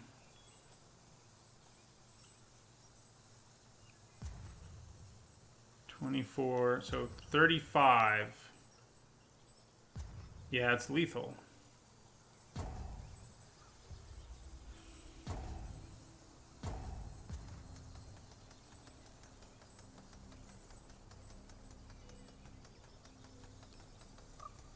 Is it lethal? They do have mana untapped, and that matters. I mean, it doesn't matter if he has a smuggler that has haste if it's lethal, but I do think I'm going to wait one more turn. I think because they have a card in their hand, waiting one more turn is fine. I'm going to end up dying now.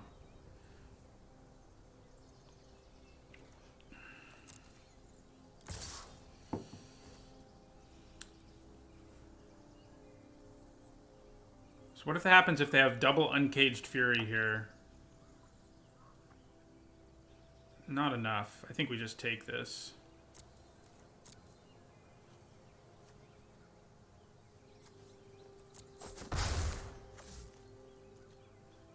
So they have even more mana untap now, but we kind of, I think we go for it now.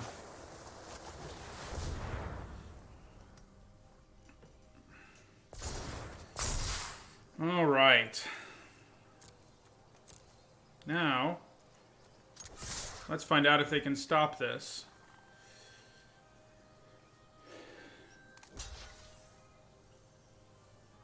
If they can, I mean, we're dead, but I'm pretty sure they're dead.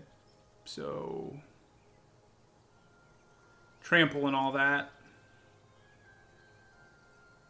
I guess if they have a murder...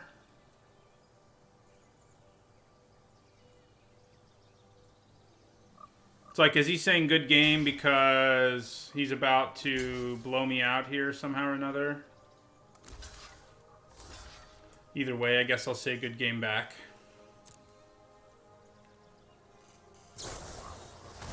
Okay, yeah, that doesn't matter. Alright. Got there. Alright, we managed to reach the break-even point. Again, you know, our last win's a little tainted, but we've lost games in the past to it, so it evens out, you know? Okay.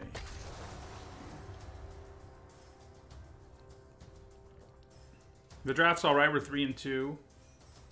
Yeah, I think overcome, I mean, I think any deck that has 15 or more creatures in it that's green, you probably play one. I think people are underrating it in this format. I mean, assuming people are hating on it. I haven't actually seen a whole lot of people hating on it. It's a good hand. Be nice to draw a forest again, but...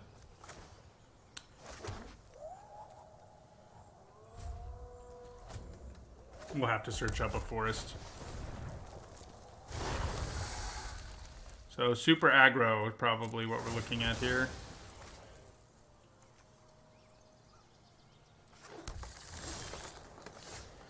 Well, we managed to just draw the mana we might need for our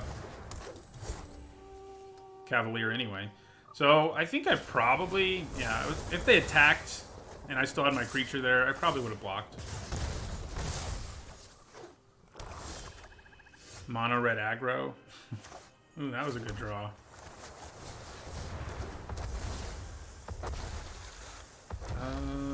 I think it actually is a fine card. I think one way or another, if you end up especially in a deck that can really effectively go wide, I think you do run either some combination of overrun and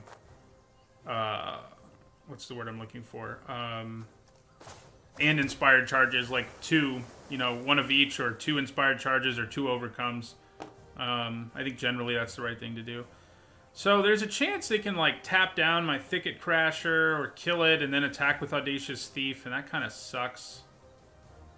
Am I worried enough about that though? I don't think so.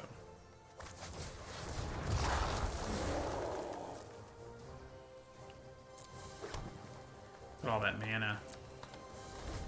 Now I probably block the Scorch Spitter if given the opportunity.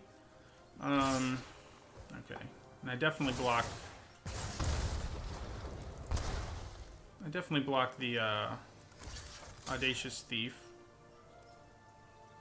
We don't have more elementals, like, for sure, and for that reason, I think I'm kind of okay with blocking here.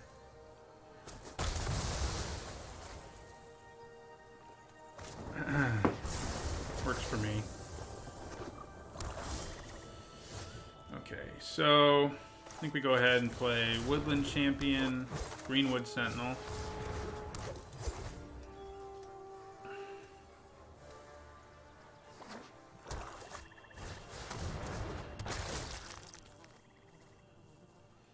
Get back the Thief. I think I hold on to the Geist to tap down that Thief.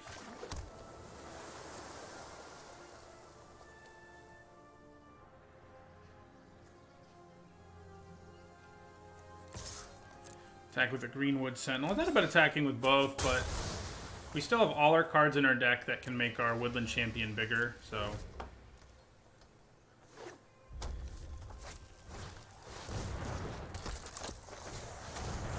There's the combo. We can kill both of them, though. Well, not kill necessarily, I guess, in the case of... Yeah. So... we go Rabid Bite.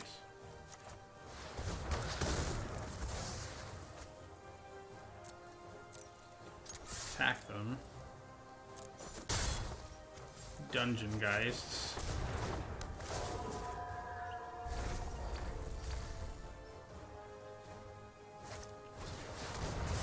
Yeah, that's annoying.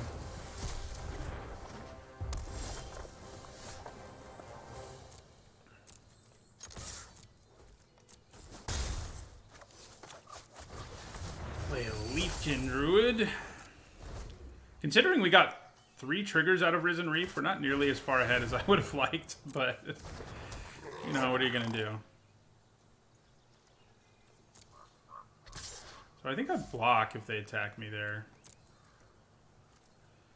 Okay. We have like 1 million mana, so I don't think there's really any reason for us to...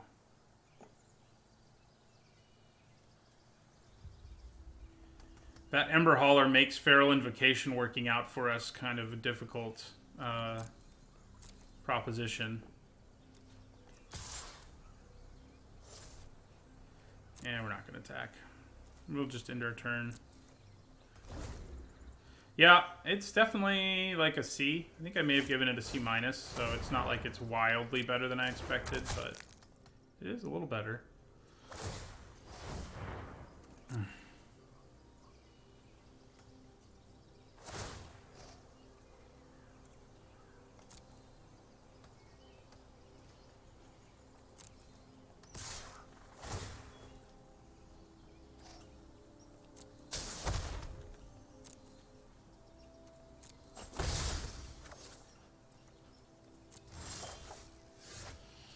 Man.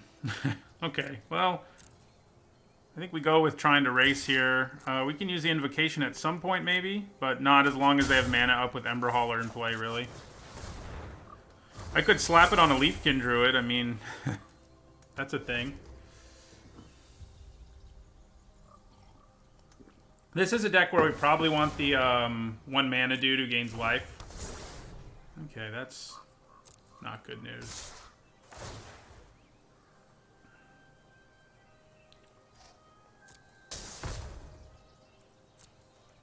Block there.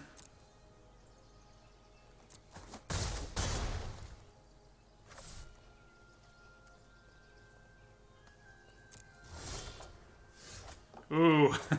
Thank God for Cerulean Drake. Oh wait, they can kill it with Heartpiercer Bow. I can slap Feral Invocation on it, though, in response to that. And then they can't kill it with Ember Hauler, so that kind of works out. Yeah, so we'll attack.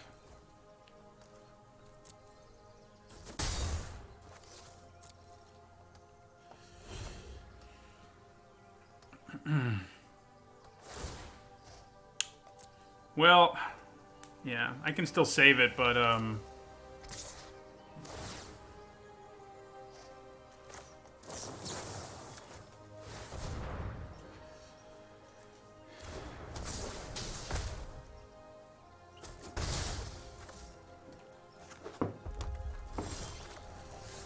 Alright, so they're flooding out a bit over there.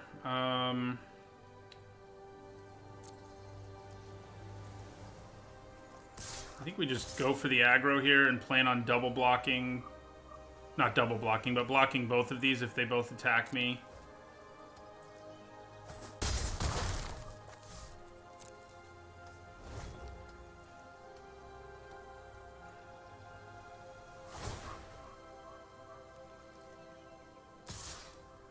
Right this second, this is a race we can win, especially because Cerulean Drake... Oh no, it can't counter the ability, actually. Ooh, Bone Dash for sure. Draw us something good.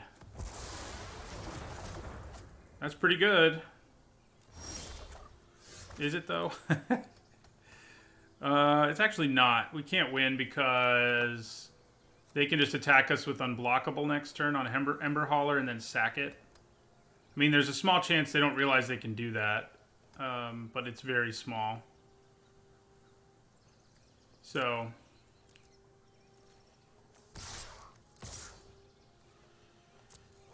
we just have to hope they overlook that, but there's almost no way that they do.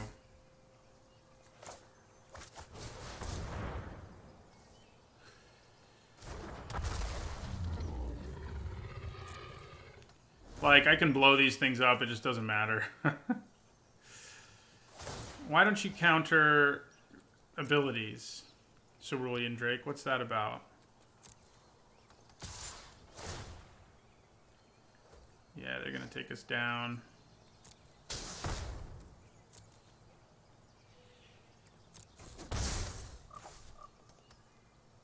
Definitely want our life gain against them.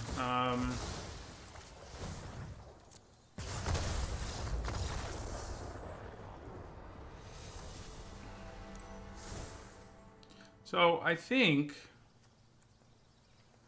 we definitely want Healer of the Glade. I think we actually also want Natural End. We saw enough targets and it gains us life.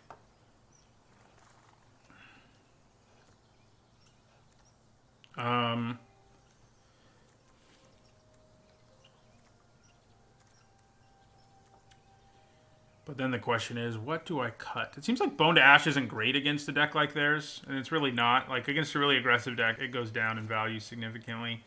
And that might also be true of Overcome. Like, we have to win the race early or die, basically. I mean, we can gain life and maybe find our way out, but maybe I'd rather take out Wolfkin Bond than Overcome then. Though, yeah, I think that's better. Yeah. 2 more cards that gain us life. We could consider Gift of Paradise, but I think that's pushing it. If we were splashing something, maybe. We could bring in our Shock. No, it's not. It's not worth it.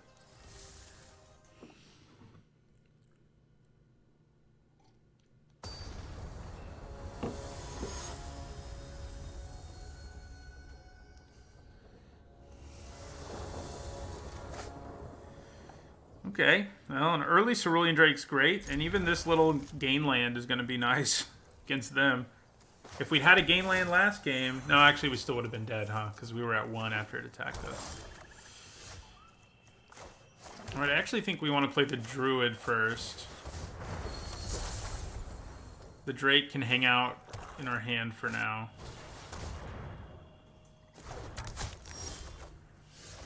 Okay,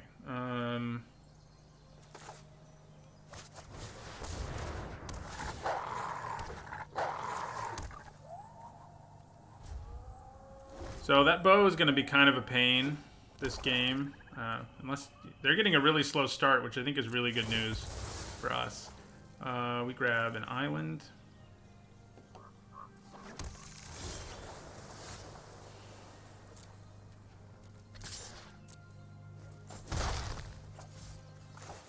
Then I think we go Greenwood Sentinel.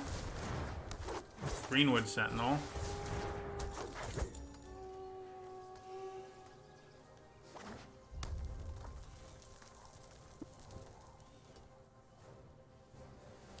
We Dungeon Geist whatever they play and attack for 6.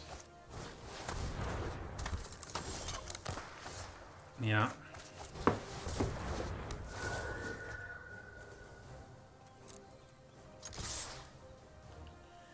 If I tap my mana differently, I could have actually played Cerulean Drake too. But I didn't. So there you go. Yeah, we'll do this.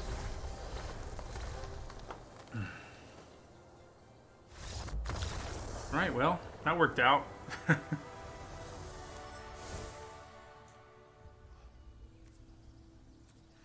You know, Fortress Crab isn't terrible against them, but I don't know what I would cut for it.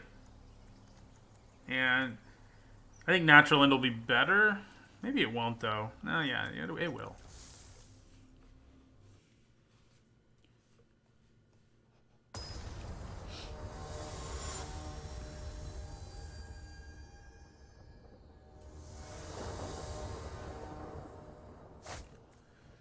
Well, it's kind of a wacky hand, but I do think it's one we can keep.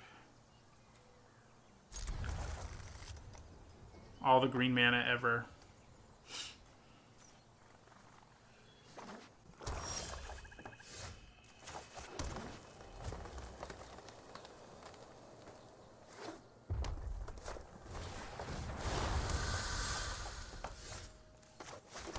think we play the Sentinel because it can just trade with that thing.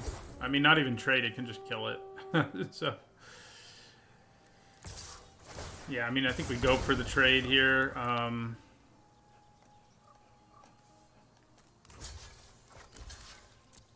If they have a trick, I mean, trading for that trick is fine. Especially that one. I mean, no big deal. Okay. So...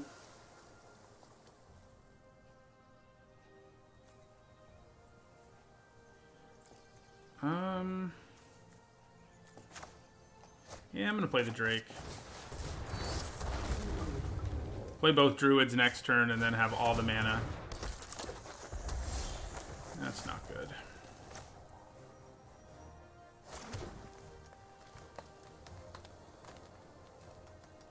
I'm gonna have to try to Feral Invocation to kill it. I mean, I think we kind of have to do that.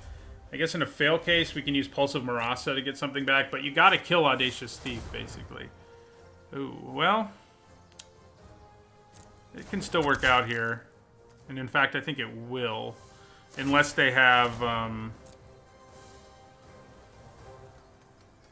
well, the problem is, I have to 2-for-1 myself, but honestly, it might be worth it. I could just natural end the bow and let them draw that card and let them do it again. It's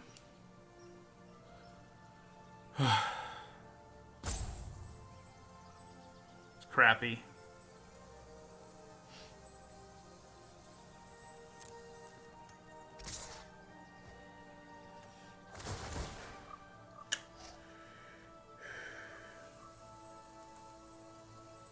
I think I'm gonna go for this plan.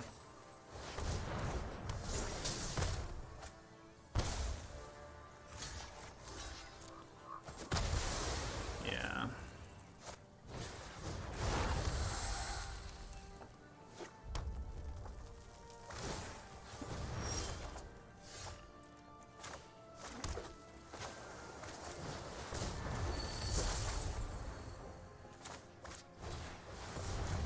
Hello, Madrafoka.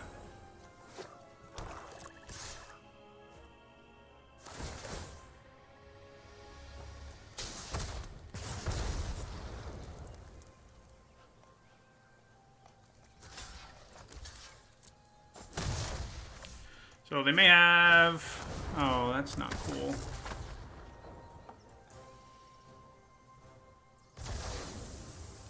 Well, I'm not Pulse of Marasaing that back in my hand anymore.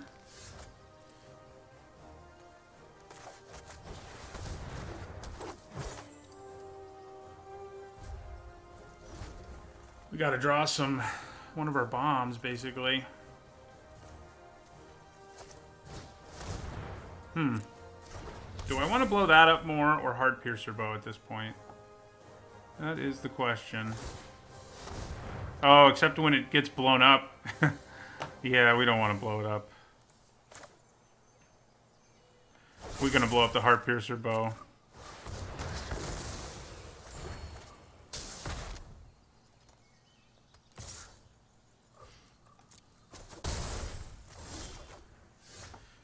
Okay.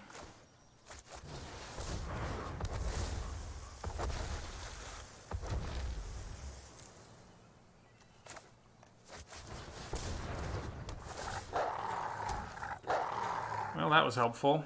We're going to go ahead and attack with our Sentinel for sure.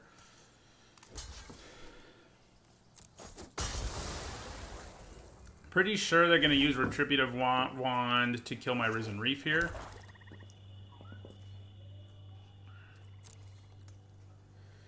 Seems probable.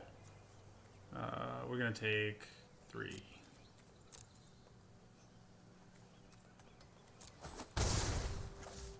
The good news is, I think in the long run, I don't think they can beat us, basically. I think eventually we'll get what we need here. So they're going to let Risen Reef stick around for another turn, huh? Yeah, I don't really think it's worth pulsing here.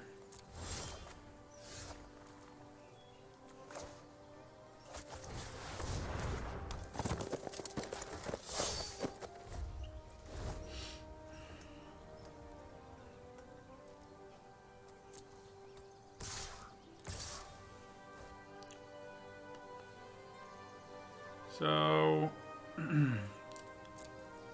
yeah, I think we go ahead and trade with the Scourger here. Go to 9. Do I pulse here? Getting back the Courser who can trade with this isn't the worst plan ever. But I'm going to hold on to it for now. Okay, well. So I think we just go ahead and do it. Definitely not exciting, but...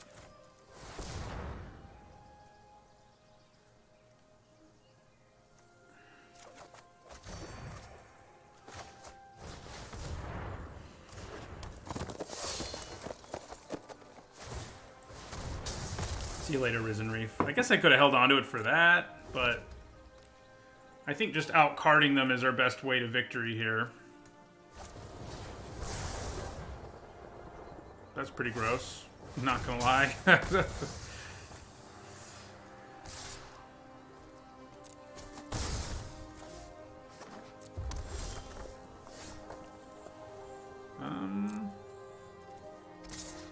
Just kidding. Just kidding.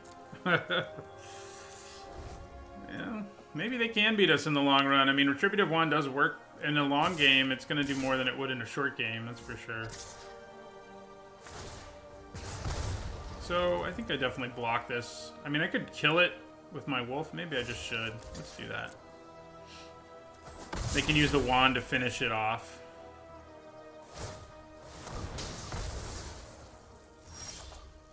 Good lord. At least that'll get another land out of our deck too, right?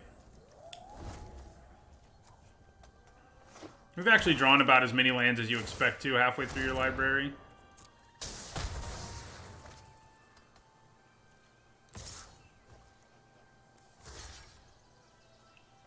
We're going to take 3. It's a little dangerous to take 3 because they have Retributive Wands. Oh. Okay. Well, we lose to Uncaged Fury instead. We probably should have been a little more cautious. I think he gave the wrong wand a D, and I still really think it is one. I think if you get Goblin, the Goblin guy who can sacrifice artifacts, it's probably like more like a C, but... Alright, so we went 3 and 2 there. Again, sort of a tainted win-loss record because of the disconnect on our opponent, but it evens out. I'm sure we'll get a disconnect loss at some point.